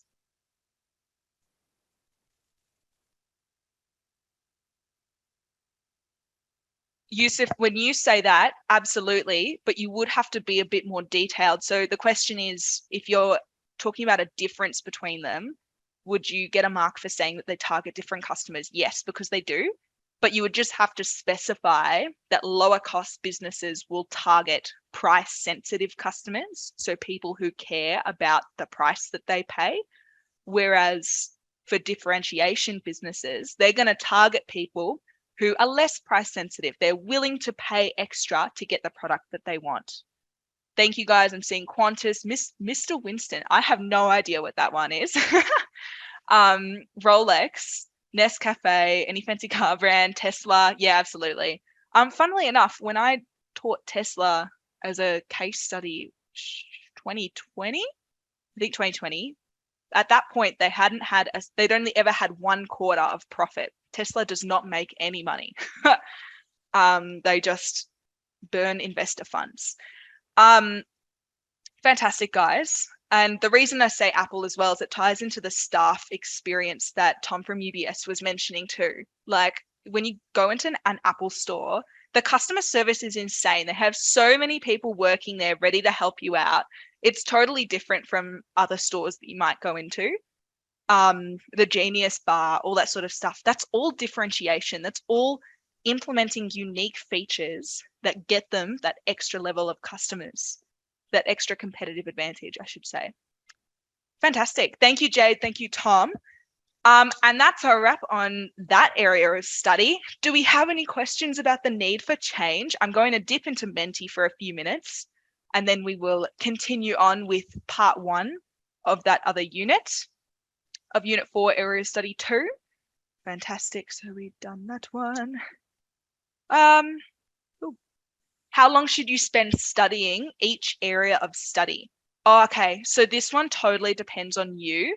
You should figure out your own weaknesses. And I recommend just like what I used to do. My big study tip is I used to write out notes by hand, which, by the way, do everything by hand from now on. You need to practice for writing by hand in the exam. So you do everything by hand, you write out everything, and you get people to quiz you on topics. You just get someone to ask, what are the principles of lean management? Define Kaizen, define just in time. You just get people to quiz you. And if you can say it, then you're set. If someone can just ask you the question, name all 4 of the performance management strategies, and you can name all 4, that's great. Use that to figure out your weak spots and then just focus on studying on those weak spots. It's less like a generic rule and more about what area do you need to study the most? That being said, I personally recommend operations management being something everyone focuses on because, as I said, operations management is always the worst performing area of study. Great. And we'll do one more question and then kick on. That question was, can I use UBS as a contemporary study design? And the answer is yes. Way before I was doing Skyline, when I was working for a different company, I actually did use UBS for, I can't remember which topic, but it did come up. So absolutely. We'll do this last one. How did you feel? Sorry. How did you deal with exam stress while being efficient with study? I think it's just trying to think what I did. I did forms of study that were the most useful. So lots of exams. And I think just being really efficient in that way, just picking the right types of study to do helps because you're making the most out of the time. It means that you can, spend more time on other subjects. You'll be less stressed overall because you're tackling things head on. So doing lots of practice exams rather than kind of once you have all the knowledge at a basic level, do practice exams. That's the most useful form of study and it will end up providing you the most benefit and therefore the least amount of stress. I think also just like keep up the rest of your life. Like if you have a part-time job, quit it during exam, like don't go during maybe peak exam period, but still do your exercise, still do your sport. Life goes on. It's not all just exams. Take it day by day. Just keep up the rest of your life and try not to let exams absolutely smother you. Do other things as well would be my main advice. Jay, did you have anything to add as well? Just a big thing is remember to sleep. Like, Oh don't God, yeah. stay up all night studying for exams. Sleep is so important and can really help with that, reducing stress. Yeah. That's so true. Tom, did you have any study tips you wanted to add? Definitely, I've noticed even through uni, one thing that I've learned is that the periods when I am working, like going to bed at 1 o'clock in the morning and then waking up at 7 a.m. Those are the exam periods where I tend to go worse. And so sleep is definitely, and just, being able to like stay active as well. Yeah, for sure. Start exam study early. Don't cram. Cramming never works, guys. You have to be so lucky, and it just doesn't work for VCE. There's too much content. There's way too much that you have to know. Cramming is impossible to do well in the exam with. So start early, break it down, take your time, and you will be so much less stressed for it. All right. Well, that's great. We're going to jump back into this now, and we're going to wrap up before our break. So it's loading. There it is. Unit 4, Area Study 2, Implementing Change. Lots of dot points here. We're not going to go through all of them. We're going to focus on the areas that have either not come up much or particularly one certain area that it's answered terribly. In this case, lots of different topics. They've all been asked about. The one that I really want to focus on today, as well as Sengay's learning organization, is management strategies to seek new business opportunities domestically and globally. This has only been asked once in 2019, and it was like not even just like the worst answered question on the study design. It was so much worse than any other one. Like before that, I think 30% is the worst. And then this one, the average was 18%. So it was just a massive dip. So we're going to be looking at that question and looking at why people did so badly with it so that we can avoid those mistakes in the future. Yeah. Oh, sorry, Dylan. I've just seen your message come through and it was 5 minutes ago and I apologize. And I'm going to come back to it once we finish this area just before the break, if that's okay. Sorry for missing that. So these are the areas that we're looking at. We're going to focus on CSR responsibilities when implementing change in particular. I haven't got any slides on it, but I recommend that you guys study up on the effect of change on stakeholders. And here's a quick question to you. There are 5 stakeholders listed on the study design here. Do we remember what those 5 stakeholders are?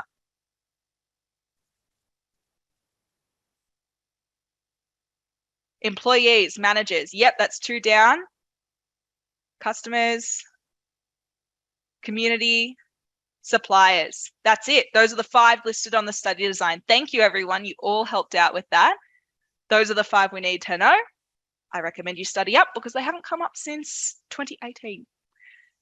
Now, let's kick on with some key skills. So you need to be able to evaluate advantages and disadvantages, of strategies implementing change in a business. So those are our management strategies to respond to KPIs. And they are also our global and domestic strategies for opportunities. We also propose and justify strategies in response to KPIs. Those are the main 2 things. You'll notice there's no comparing in this study design. It's just mainly advantages and disadvantages, plus propose and justify. Fantastic. So clear all drawings. Continue. Here are our management strategies to respond to KPIs. And the way this works is VCAR can give you, and this is what they did in last year's exam, it was a bunch of graphs of KPIs.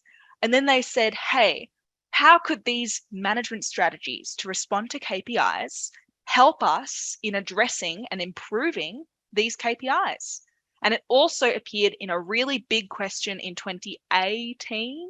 Yeah, 2018.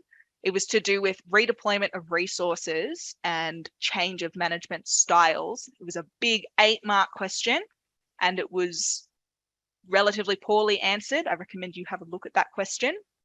So you need to understand what all of these strategies are and also understand how they can improve different KPIs. So my study tip for this is get 2 little like piles, one of KPIs and one of management strategies, and pick out one each. So it could be I pick up increased investment in technology, and then for the KPI, I pick up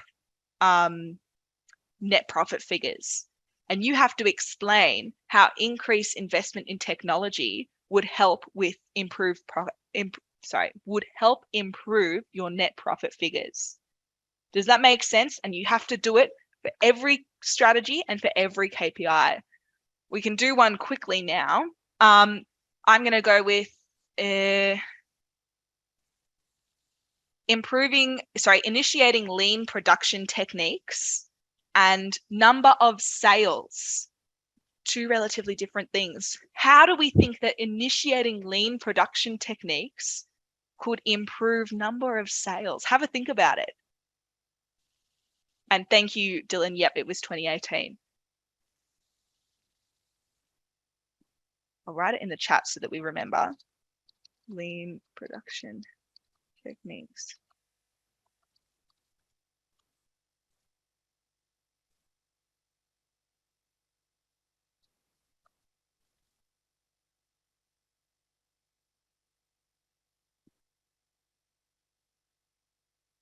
Thanks, Ivan. Thanks, Amid. Increase in production quality results in attraction. Cool. How does...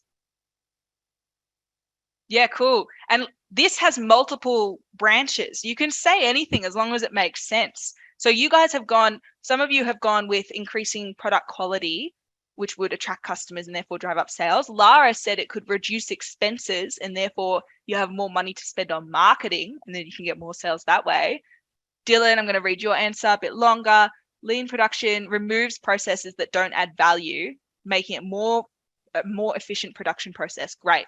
Now, the thing to remember with this is to explain every step. So, for example, with Dylan's response, I might say, removes processes that don't add value to the final product. Great, thus making it more efficient.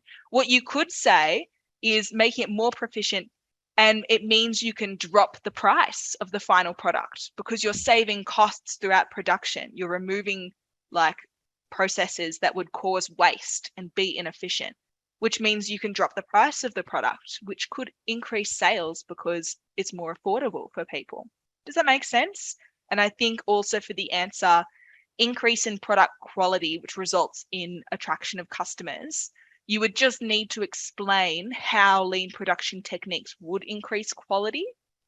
Oops, that's not really the main aim of initiating lean production techniques. It more comes from reducing waste.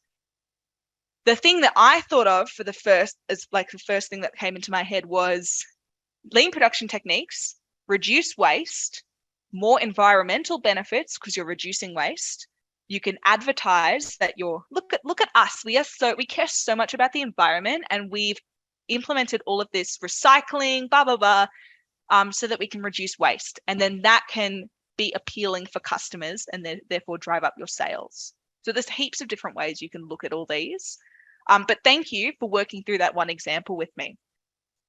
Leadership in change management. There's a lot of words up here. I apologize. This is a really important, this had a big question in 2018 as well. It was a 6-mark contemporary case study question. Again, contemporary meaning the last 5 years.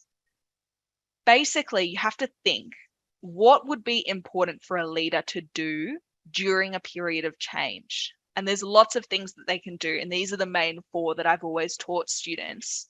One being, you need to be able to empathize with employees. And I'm just going to get my annotator out again. You need to be able to empathize with employees in order to reduce their stress. Change is a stressful period of time, particularly if it's reactive change. And all of us are very familiar with reactive change post-COVID. Everyone would have to have moved to virtual schooling. That was a reactive change, reacting to the world around us. And it can cause stress. So a leader's job is to empathize with employees, understand that stress, and speak with them, use interpersonal skills to try and reduce it. You also need to build momentum towards the change by explaining why it's important. You communicate the need for change. This change is going to be great for us. We need to do it. and you build up that support and that positive feeling towards the change in order to help make change successful. And then down here, communicating details of the change, in turn reducing fear of the unknown. One of the scariest things about change in a business is what's going to happen next. Like, am I going to have my job? Like, how's my job going to change? Are my day-to-day tasks going to change? Is my salary going to change? What about the people I work with? Are they going to change? It's very scary when you go through a period of big change. And so a good leader will communicate all of the details, which, as I kind of mentioned a bit earlier, Alan Joyce was very focused on that during the period of border closures in, what year? 2020 it would have been. 2020 to 2021, when all the borders were shut because of COVID. That was something that Alan Joyce and Qantas really focused on, keeping lots of transparent, honest communication with employees. And then also we have empowering employees to develop a shared vision of change. You increase their feeling of ownership of the change. Guys, this is our key goal. But how do you think we can get there? What are your suggestions? What are some things we can do to make this change successful? You get employees involved in the change, and it makes it feel like it's a shared thing. You know, we're all in on this, and we have a sense of ownership and commitment to seeing this change go through and be successful. Those are 4 things. You don't need necessarily to remember 4 of them, but that's the number I recommend. And I think they're good. You would be able to use those in that 2018 exam question that came up. Coolio. This was the topic that has not yet appeared. Okay, so corporate social responsibility during change. That's the topic. We can effectively divide it into 2 things. 1, the changes themselves should be socially responsible, but also we should be treating our stakeholders ethically throughout the change process. So I'm going to go through a few dot points on what that means. Yeah, not since 2017. Sorry, if I might have said that it hasn't been used yet. Not since 2017. Coolio. So first of all, the changes themselves have to be socially responsible.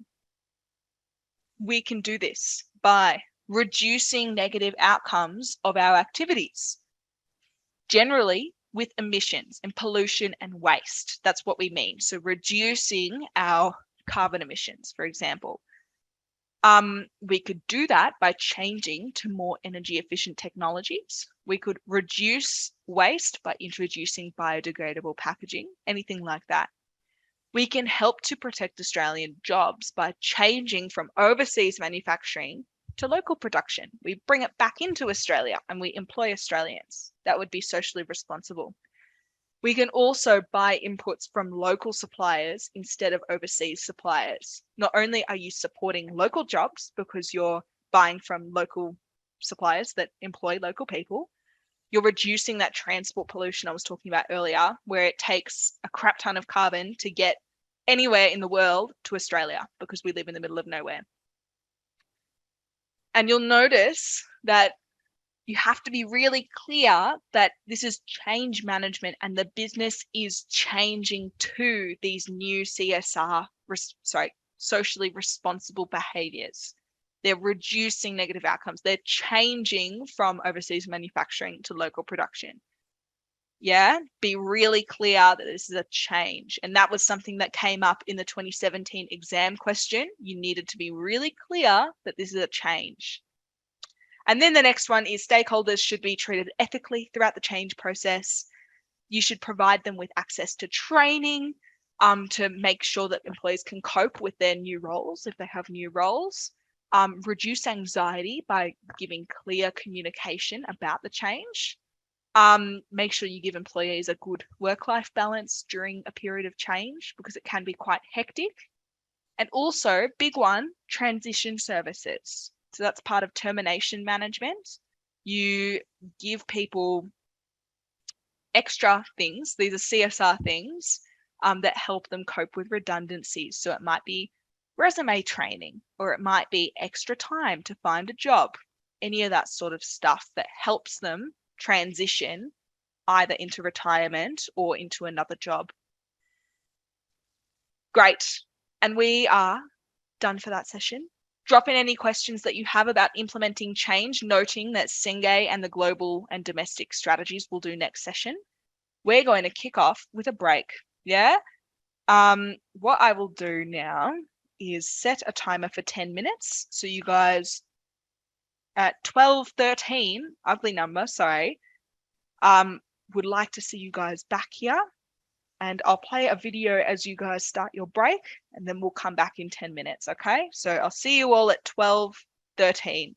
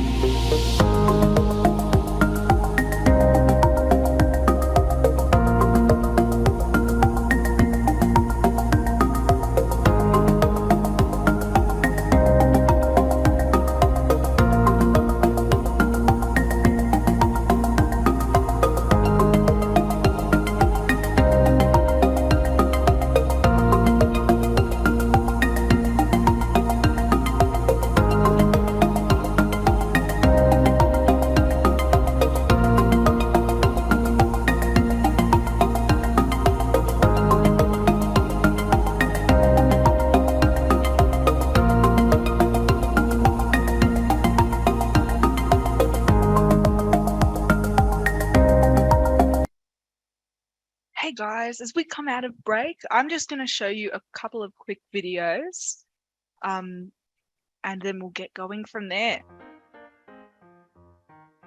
Hi, my name's Molly, and I'll be leading the legal exam revision session this year, where I'll be covering all of the content on the current study design and giving tips on what the exam will look like, what to expect, and how to maximise your marks.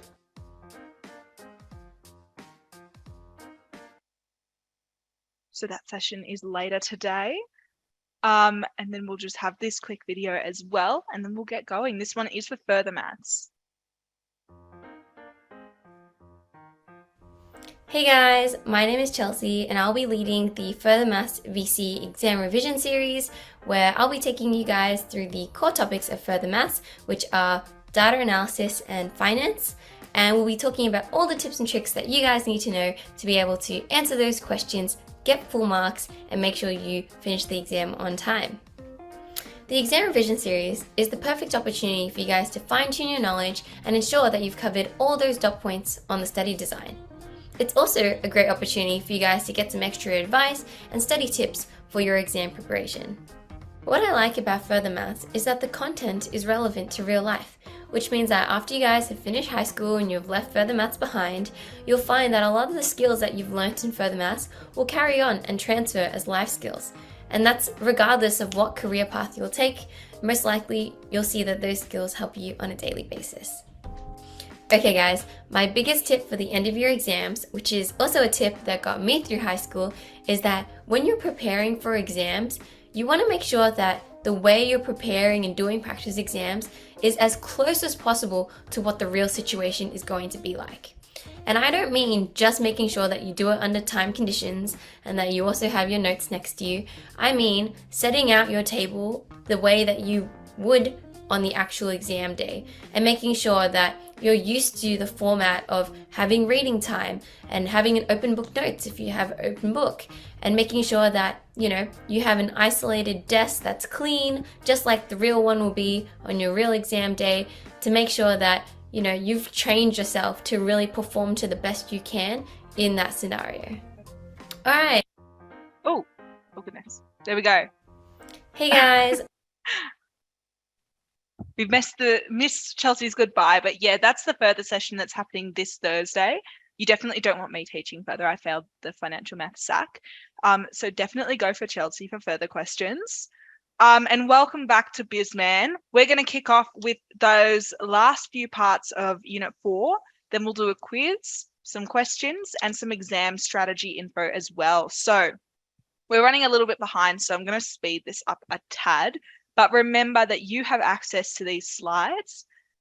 So anything that you don't capture in the moment, don't stress about it. I recommend focusing more on what I'm saying rather than what's on the slides, because you can always look back at those later.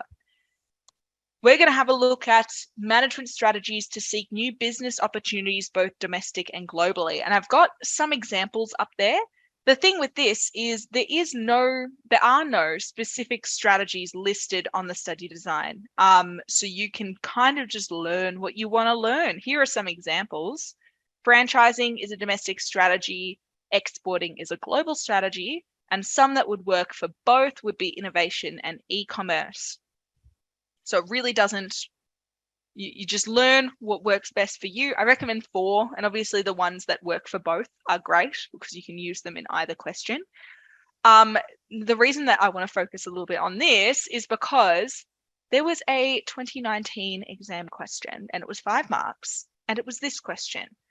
Kpis Couriers is a service business that's keen to expand globally. Propose and justify a management strategy that Kpis could use to seek new global business opportunities.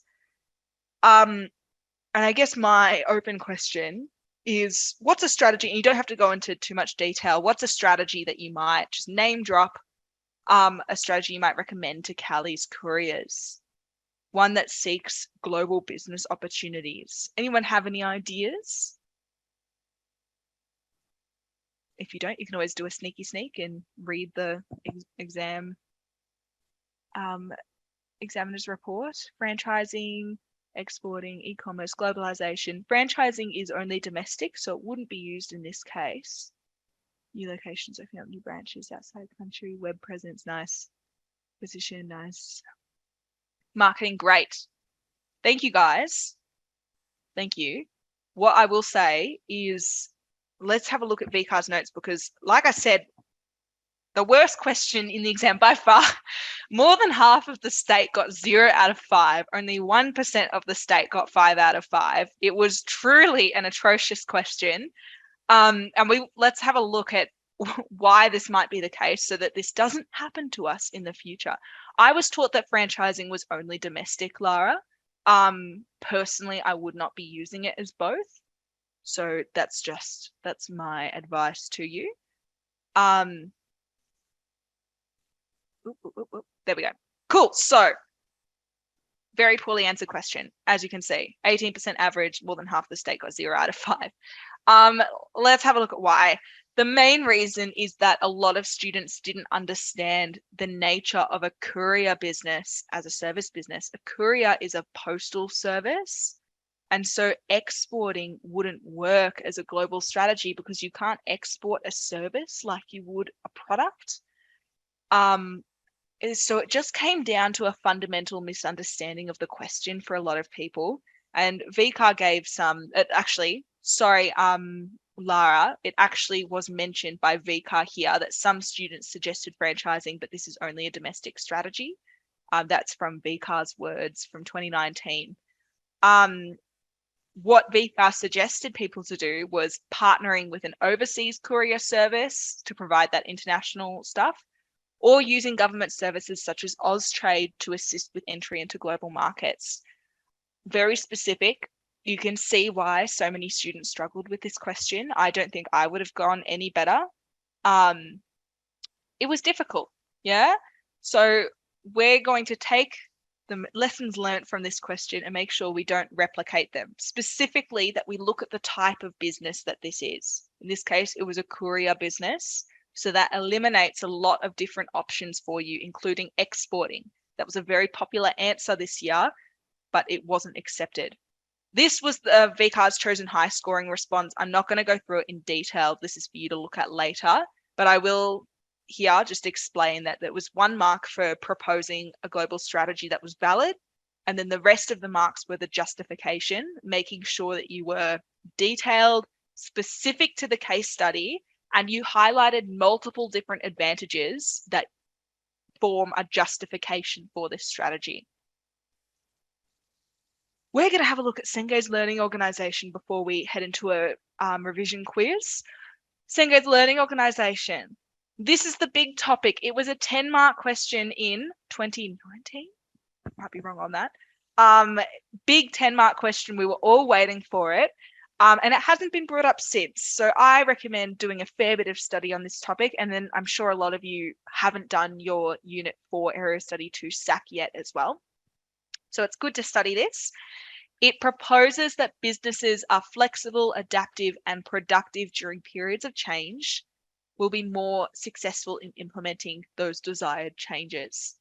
And basically, you need to focus on your people. That's the focus of Sengei, right? You must focus on expanding the capacity and expertise of your people so that they learn from each other and innovate within the business. Capable employees who are adaptive, who are productive, they're going to cope so much better during a period of change than employees who aren't.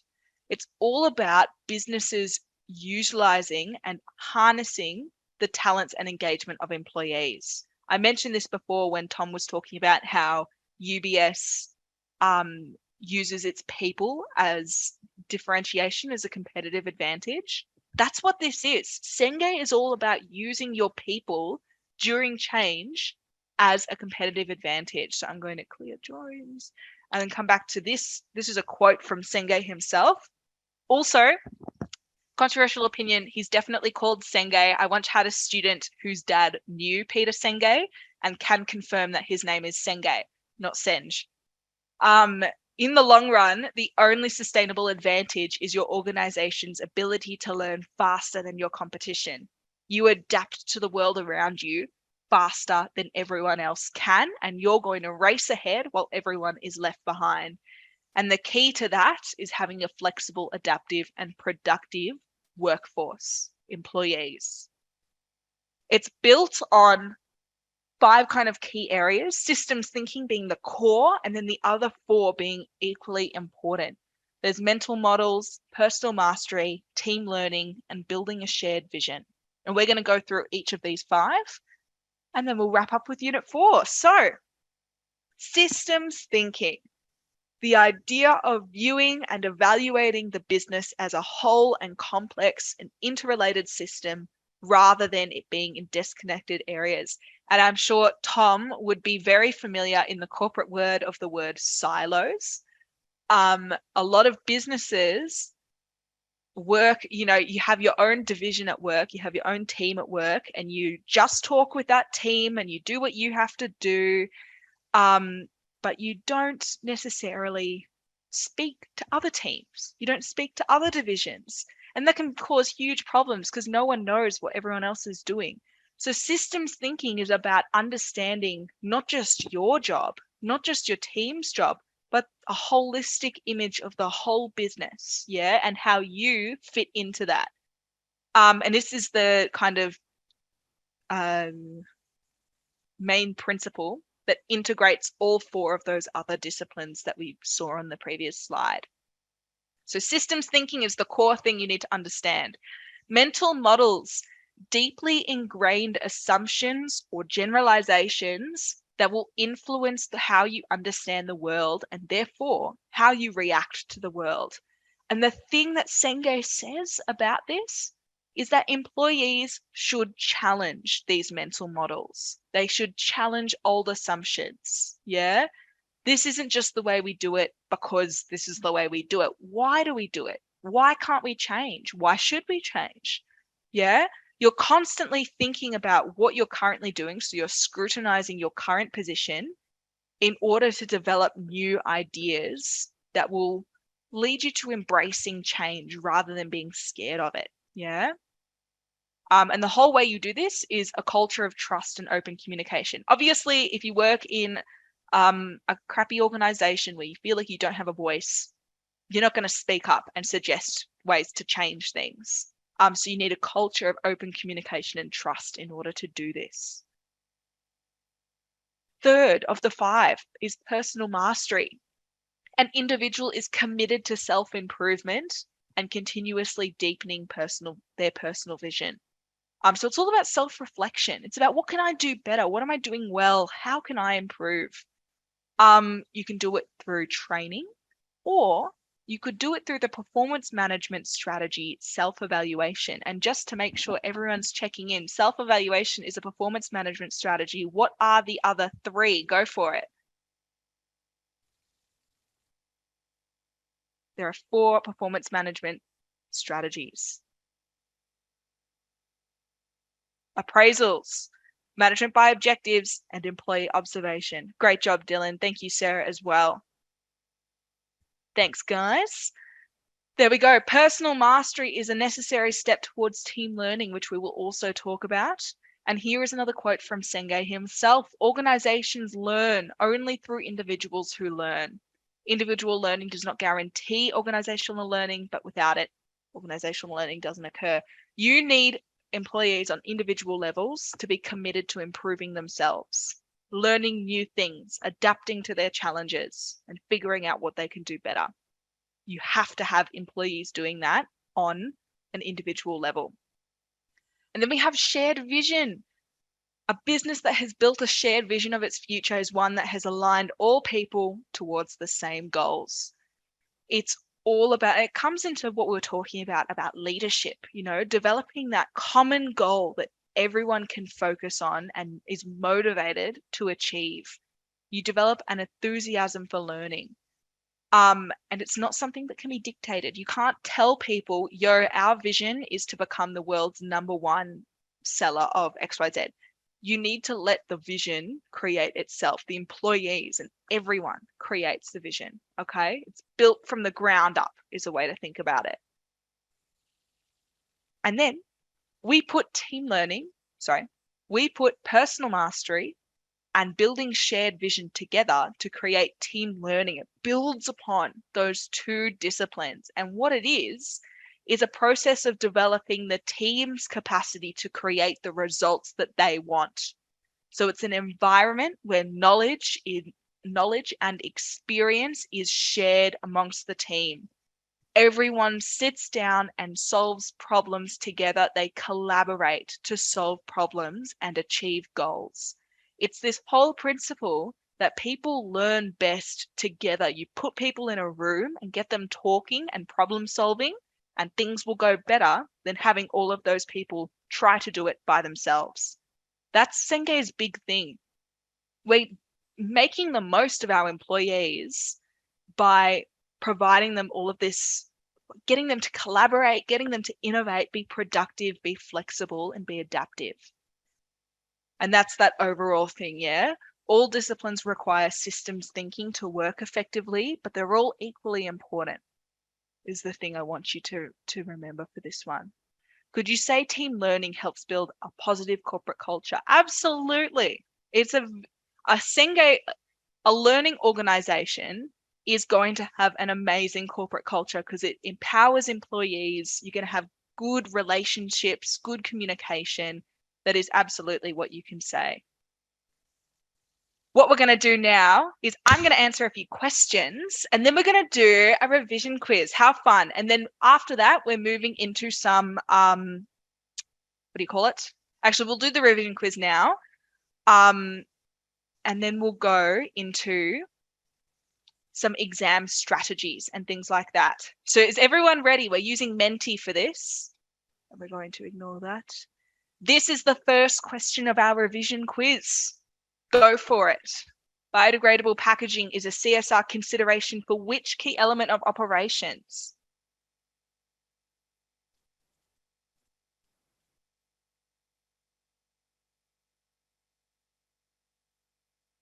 You go, guys.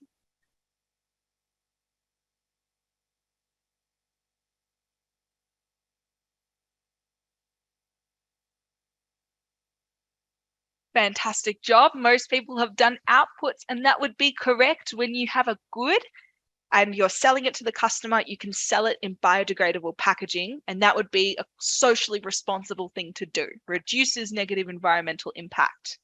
Next question. Which of these is not a principle of total quality management?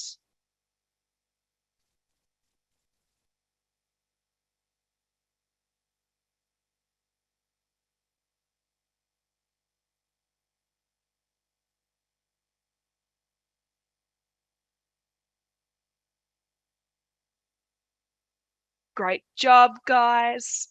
Fantastic. It is employee innovation. The 3 principles of TQM are worker participation, customer focus, and continuous improvement. Great job. Next question. A key role of mine is creating awards. Who am I?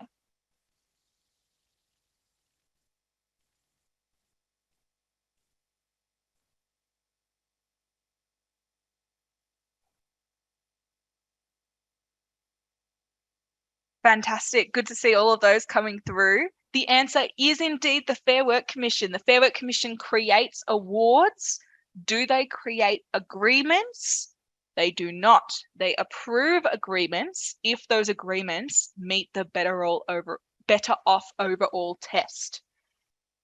Speaking of which, if anyone here is at a part-time job and they're getting underpaid or they're not being treated legally, you go to the Fair Work Commission to deal with that, and I recommend you do that.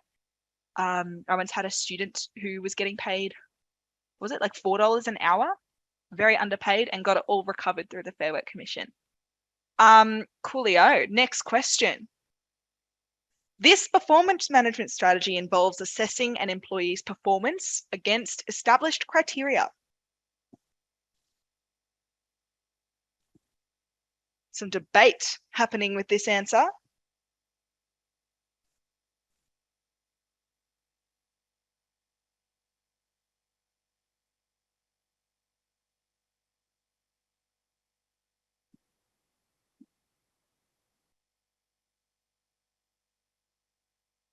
Great job, guys.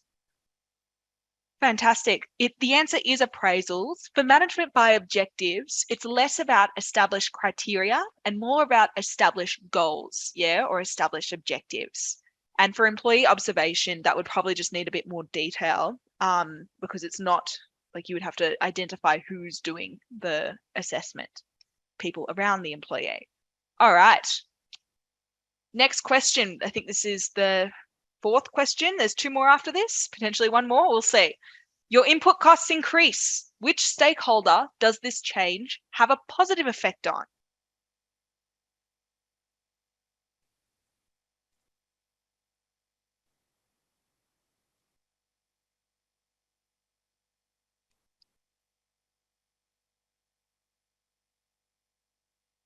Great job, everyone.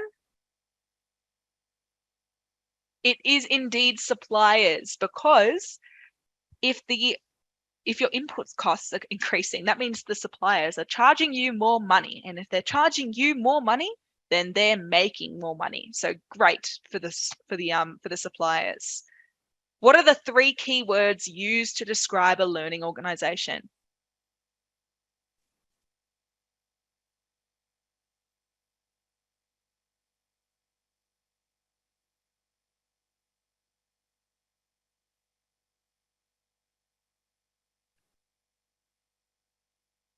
There we go. Great job, everyone. The answer is the blue column there, flexible, adaptive, productive. The reason it's not the purple column, adaptable, responsive, and changing, is because responsive isn't a good thing. If you're responding to change, you're chasing after. But Senge is all about being proactive when it comes to change, innovating and being ahead of the curve. Was that the last question? It is the last question. Woohoo! So what I'm going to do is I'm going to go through the last of these slides, which are more about exam preparation. And then I'm going to spend a fair bit of time, I'm going to get you guys to fill out a survey. And then we're going to spend a fair bit of time answering your questions in Menti. So this is your last chance. If you want anything answered by me, please chuck it in the Menti so that we can go through as many as we can before the end of the presentation. Okay? But before we get to those questions, let's have a look at some exam preparation stuff. This is what we're going to be covering: scaling, preparation timeline, practice exams, reading time, time management, and then we'll go through some study tips and final questions. So, scaling. Guys, I did business management, English, further, psych, and something else that scaled down that I can't even remember. Anyways, all of my subjects except for one of them scaled down. The thing is, it doesn't matter. You just don't worry about it. Okay. I know everyone gives business crap because it scales down, but what I want to convince you today is that it's not something worth worrying about. Effectively, the median score in any VCE subject is 30, yeah?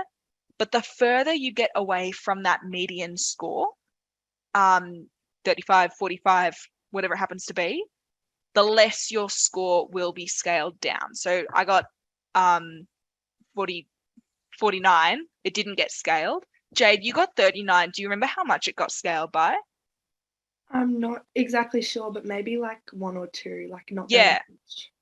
Yeah, no, that sounds right. 1 or 2, because I think 30, it scales down around 4.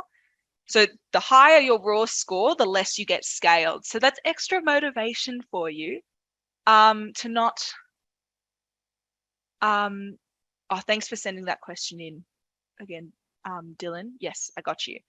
The higher your raw score, the much less concerned you have to be about scaling. Let that motivate you to doing well on the exam, okay? Now, when it comes to preparation for the exam, you're in your school holidays, it's just started, woohoo, congratulations. From now, what I recommend that you do is notes revision. So like what you're doing today, coming in and just getting an overview of the content itself, and then also getting a start on some practice exams. Hopefully you've done that already. If you haven't, get onto it. It's the absolute best thing you can do is practice exams. My suggestion is do them. And then, you know how we did those mark the answer activities where you put on an examiner's hat and you mark the answer? Do that to your own answers. Yeah. You'll learn a lot about how you answer questions if you really scrutinize them and mark them yourself, and then hand them into a teacher or someone else to get marked. For the remaining of term 4, once holidays are over, it's practice exams. You do them in timed conditions, you take them really seriously. Chelsea's video was talking about setting up the desk so it's like the exam, and that's such a good thing to do. And then we jump all the way to the night before. You're going to have a nice long sleep. You're going to have some nice chill revision. You'll read over notes. You'll look at specific questions that challenge you but won't panic you, okay?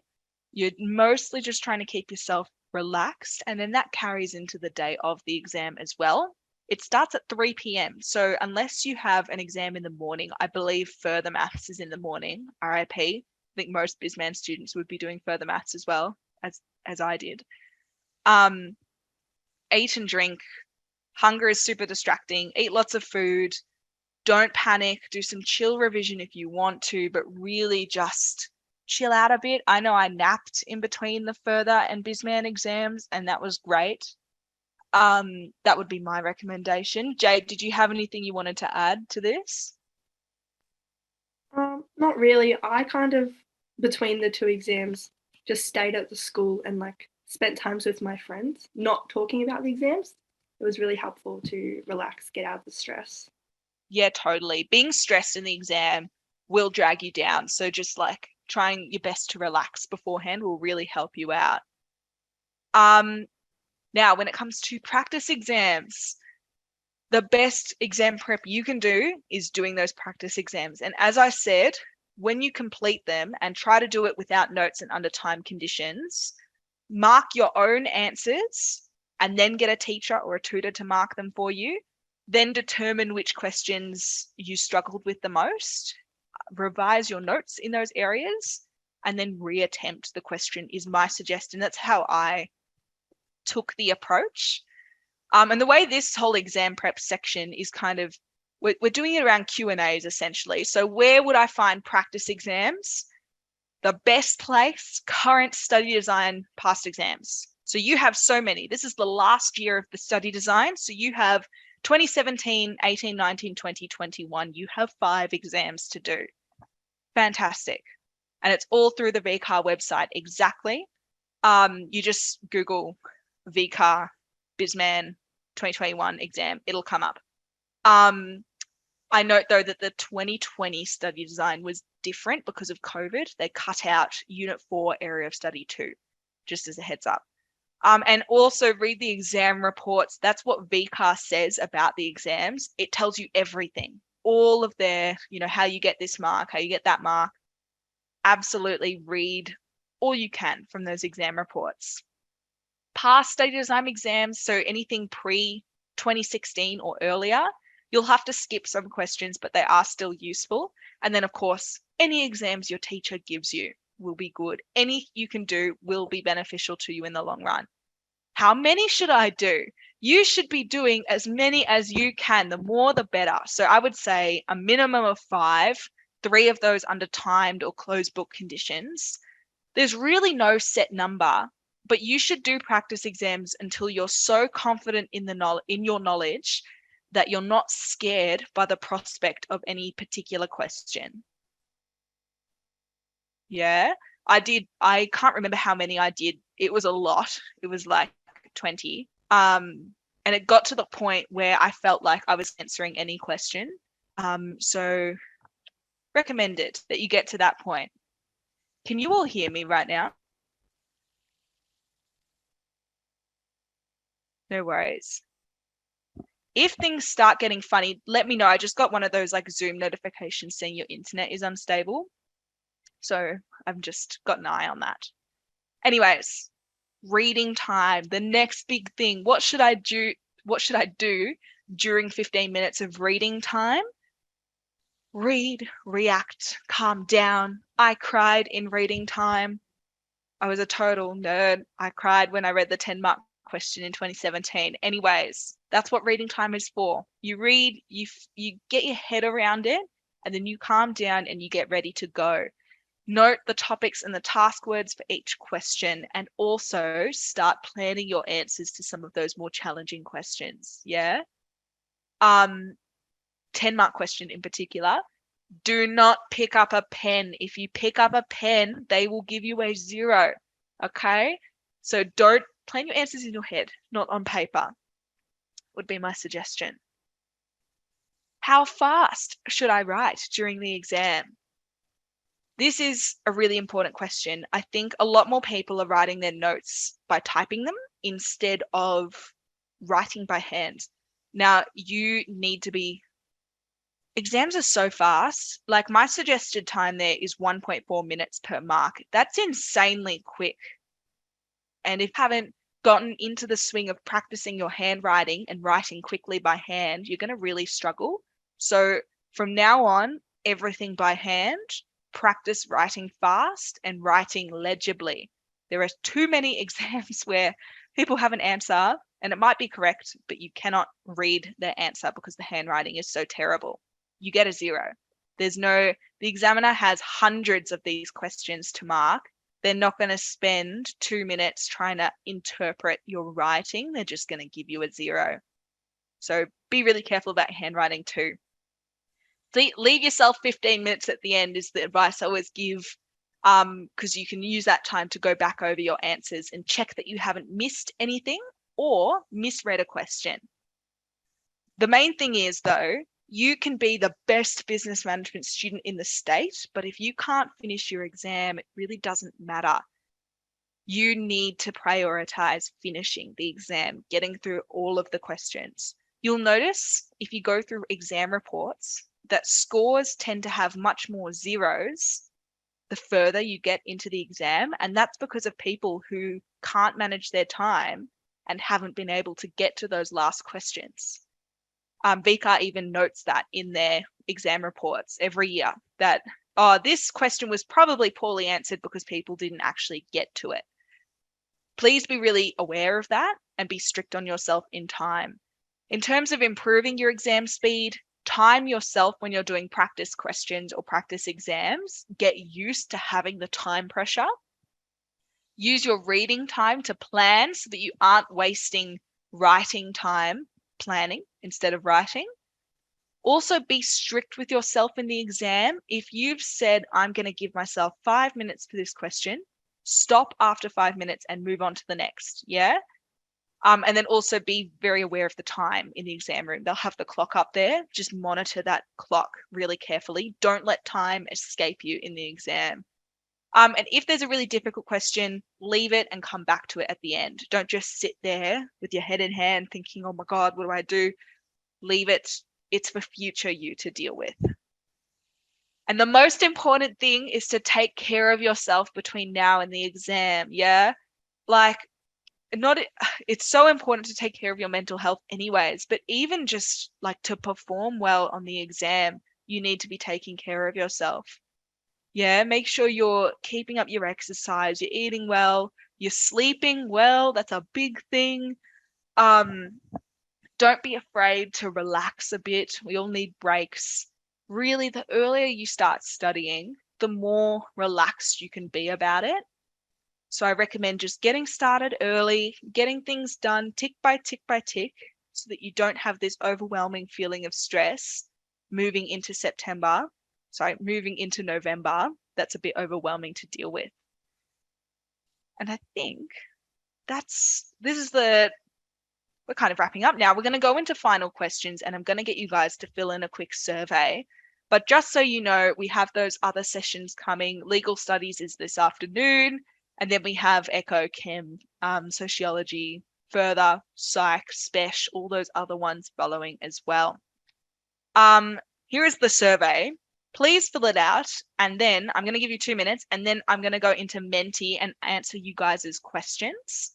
That would be fantastic if you can do that for me. Oh my gosh, you get a chance to win a $50 voucher. If I fill in the survey rating myself, do I also qualify for the $50 voucher? Maybe. Try.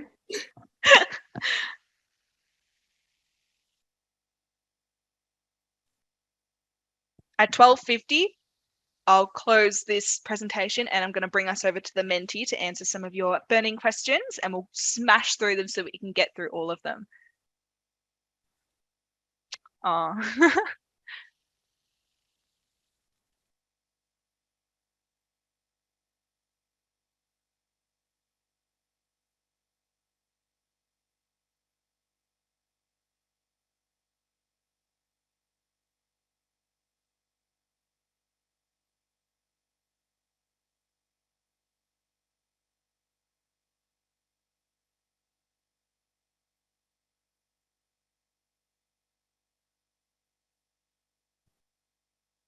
While you guys are filling out that survey for me, and thank you for doing that, I'm going to have a look at Dylan's question.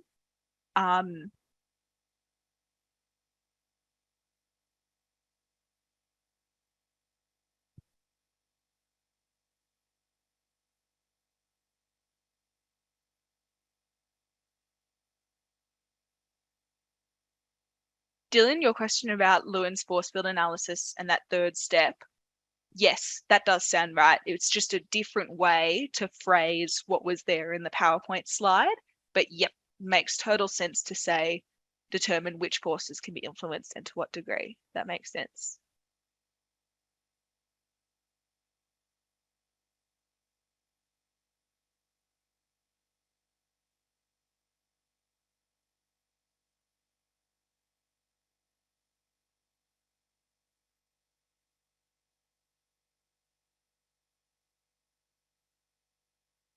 I'm just looking for your previous question. Oh, it was the same one you copy pasted. No worries.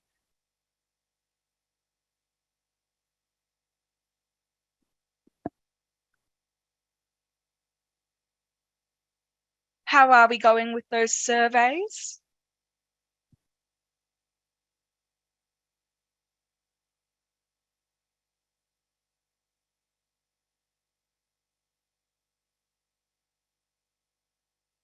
It's 12:50, so if you haven't finished the survey, feel free to continue doing that. Had to know they are changing the study design for 2023. This is the final year of the current study design, and I'm very sad because that means it's the final year I can tutor the subject. Sad days. So I'm going to pop into Menti and answer some of your burning questions that you've put in throughout the session. Give me a second. There we go. That's what I want. So, bang, bang, bang. This is what I want. Great. Let's do some of these questions. When did you guys start studying for exams? I started studying in September is the main thing. Like these school holidays are the main time to start studying for the exam. Jade, what about you? Yeah, I agree. Once all of Unit 4 content was finished, straight into exam revision. For sure. Yep, this 2 weeks on holidays is prime exam study time. How should I prepare for the upcoming exam? I think we kind of answered that one just in the exam revision questions, but the exam preparation slides. The main thing, practice exams. Yeah, lots and lots of practice exams. What's the penalty for using an outdated case study? It simply will not count, unfortunately. So if it's a question that asked, it's like the 6-mark question for a contemporary case study in 2018, and you used a case study that was too old, they simply would not give you the marks because you haven't answered the question correctly. So definitely make sure you have current case studies to use.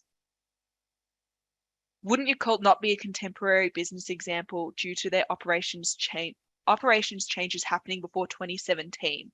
I think they're still current because they're still manufacturing in Australia. As far as I'm aware, I haven't heard anything that they're like leaving Australia or anything like that. But if they're still manufacturing up in Dandenong, then you can just talk about what they're currently doing there. But do let me know if something has changed with your cult. It was fine in 2020 when I last kind of went over them in detail. Would you recommend skipping ahead during the exam and answering the 10 marker first? This is totally up to preference. I went through mine in order, like just from question 1 to the end. So it totally depends on what you'd like to do. Jade, how did you do your 10 marker? I don't remember if I did it first, but I know what I did was during reading time, I pointed out in my head which ones I was most confident with and went straight to those first. And I think the 10 marker in my exam was one that I was fairly confident with. So I did it pretty close to the start. I wouldn't say it was the first question though. Yeah, got you. It makes sense to do it first if you've been like planning and reading time. You can just launch straight into it. You do what suits you best, essentially. Everyone will tell you different things. The only distribution center. Oh, thank you, Lara. Oh, that's great that you still went this year. I feel like a lot of BizMan kids end up going to their factory. That's great, to your cult's factory. Next question, can I get access to this recording? Absolutely, you can. This question's been answered a few times in the chat. So feel free to look for the link in there. It does work. Thank you for helping me out with Menti. You said you were a policy officer. This was something I was interested in. What kind of things do you do? Oh, fun. A career question. I love being a policy officer. It's lots of writing. It's lots of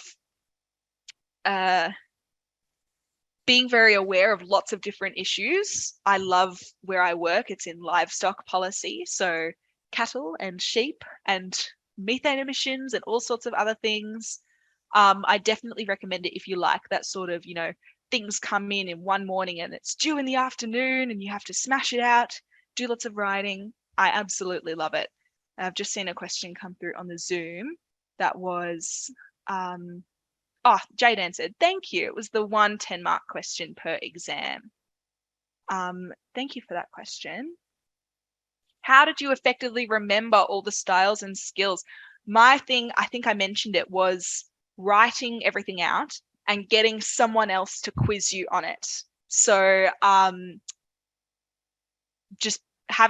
used to get my dad to just be like, name all 6 management skills, and I'd have to name all 6 at the top of my head. And that's quite difficult to do. So I reckon that's like the easiest way to remember all of them. And then the next best way is just using them in practice questions.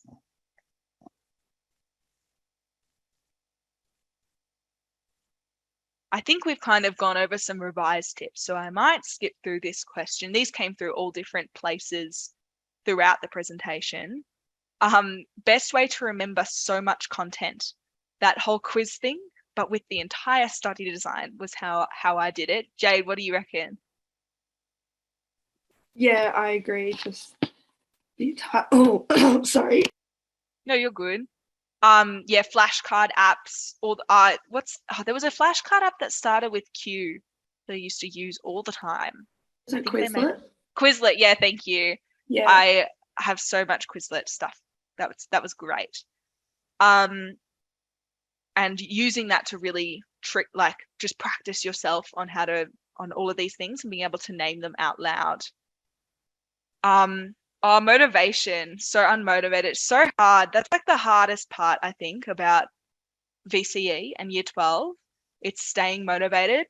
My thing was, first of all, I had an ATAR goal, and it was just an arbitrary, oh, this is the ATAR to get into science at Monash. I didn't even want to do science at Monash, but it was a goal, and it was really good to have something to aim for.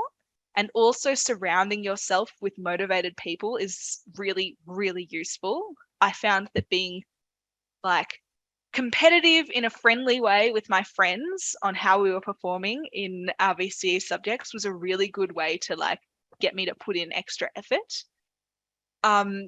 Jade, what do you reckon? I agree with that. Competitions with friends. I had a friend, we had a bit of a rivalry going in business management. I was better at the end. Thank goodness. Nice. I also had a rivalry with a friend, and it was great because my ATAR was 95 and hers was 94, and I just beat her, and it was great. Yeah. Tom, did you have anything that you might suggest for keeping yourself motivated during study? Yeah, I definitely think that doing it with friends is important, but also finding ways to reward yourself if you've done a big block of work. If you've finished, me at uni now, if I finished all my lectures, then I'll take the afternoon off or something like that. Just something to really treat myself, and it's how I think about it. That's really helpful. Yeah. No, that's so good. Definitely treat yourself once you get through a bunch. I used to have I know some people put lollies on textbook pages. So once you get to that bit of content, you can eat the lolly. That love food. So how do we improve at linking answers to case study in detail? That comes with a lot of practice. The more case study questions you do, the better you get at doing this. But essentially, it's not about just using the name. It's about using that case study's problems to your advantage. So for example, in that management skill question we looked at, the case study was a business that was closing down 2 of its stores. And so you really have to use that to your advantage and leverage it in order to make your answers more detailed. What would happen if stores were being closed? Have a think about how that would practically affect people, and then use that to your advantage in your answers. I will, because we're kind of wrapping up, and I'm so sorry, there's 37 questions there. I might go a little bit over time just answering questions, and no one is under the obligation to sit here and listen to me after 1 p.m. But final survey reminder, if you guys could fill in that survey, that would be fantastic. It's this one, just that one here. And I think Sally has put the link in there as well. Thank you. Look, let's smash out as many questions as we can. Like I said, you're not obligated to stay to the end if you don't want to. All right, one more and then I'll say goodbye. So, what's not being in school like? I miss uni, but I don't miss high school. So you have much to look forward to. It only gets better from here. VCE and year 12 is a big block, but once you overcome it, you're going to do great. Look, I'll say goodbye now. I'll continue reading a few more questions, but just as a general thing, thanks so much for coming, guys. You've all done so well to sit here for 3 hours and really absorb some of this content. It's hard to do that, so congratulations. And also congratulations on making it this far. Oh my gosh, guys, it's so difficult getting through year 12. And getting to the end, and you're so close to everything being over. So thank you so much for attending today. I really appreciate it. And I hope this was helpful to you. If you could fill in that survey, that would be great. But otherwise, I'm going to answer a few more questions for the next 5 minutes. But feel free to leave and go sit tight. If you're doing legal studies at 3 p.m. today, enjoy that as well. But thank you, everyone.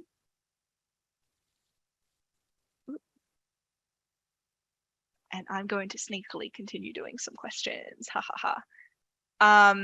Thank you, Lara. So, there are many exams I have for this year. How do I manage my time? It's about, I think, really figuring out which subject you struggle with the most and which one's going to require a lot of time, and just making sure you allocate that and manage your own expectations as well. Like, I know that I'm going to need extra time to handle further maths, and so making sure you allocate that to yourself so that you're not stressed when it comes down to that subject. Sometimes breaking things up evenly won't work because you need to focus on something more. Just gonna smash these out. Should I read the case study after reading the questions so I know what to look for? For section B, yeah, it's probably good to read the case study after reading the questions, just to like refresh yourself on the details of that case study. Because you're going to have to look and use some of those details in your answers. So that is a good idea. What are some effective contemporary case studies for operations management? I mentioned it during the presentation in more detail, so it will be recorded, but your COLT is probably the best one to use. That would be my suggestion. How do you answer a Lewis force field analysis? This is probably another one I'll refer back to the recording that's going to come out, because we went through that step by step, and there's effectively those 4 steps where you propose a change, you identify the driving and restraining forces acting on that change, you tally up and weigh their strengths of those forces, and then figure out strategies to reduce the strength of the restraining forces and increase and maximize the strength of driving forces. But we did cover that in more detail in the recording for you. Is there an order that you do the exam in? 10 marker first. Like I said, do what suits you best. Do the 10 marker first if it's fresh in your mind and you've just planned it out and you know exactly what you're going to be doing. All good. Alternatively, if you want to do section B first because you just read the case study, do that too. Really doesn't matter. Try out some different strategies in the exam, in practice exams, if you'd like, to see what works best for you. Yes, that question's been answered. How to stop procrastinating. That's hard. I think it's just a matter of it's a mental battle, right? You have to think about your goals and what you want to get out of year 12. You don't want to walk away from year 12 with regrets. You don't want to think, damn, I did not put in my full amount of effort and I didn't get the score I wanted. You want to come out of year 12 thinking, I did the best I could possibly do. And I think that mindset will really help you to just put your head down and get the job done. And then also studying with friends can help as well, having that sort of competition with friends.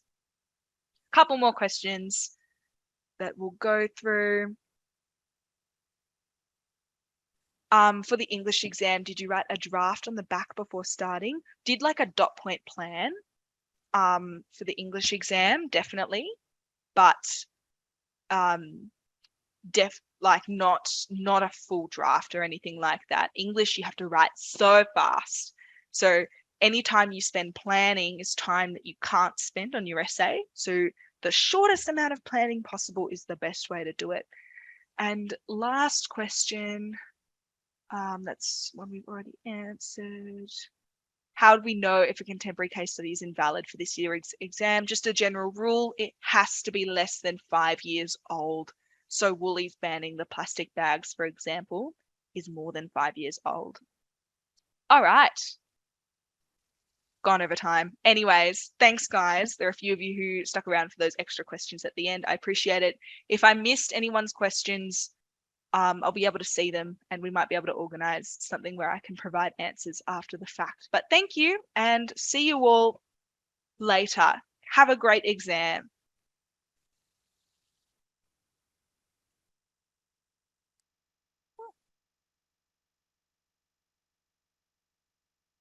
Okay.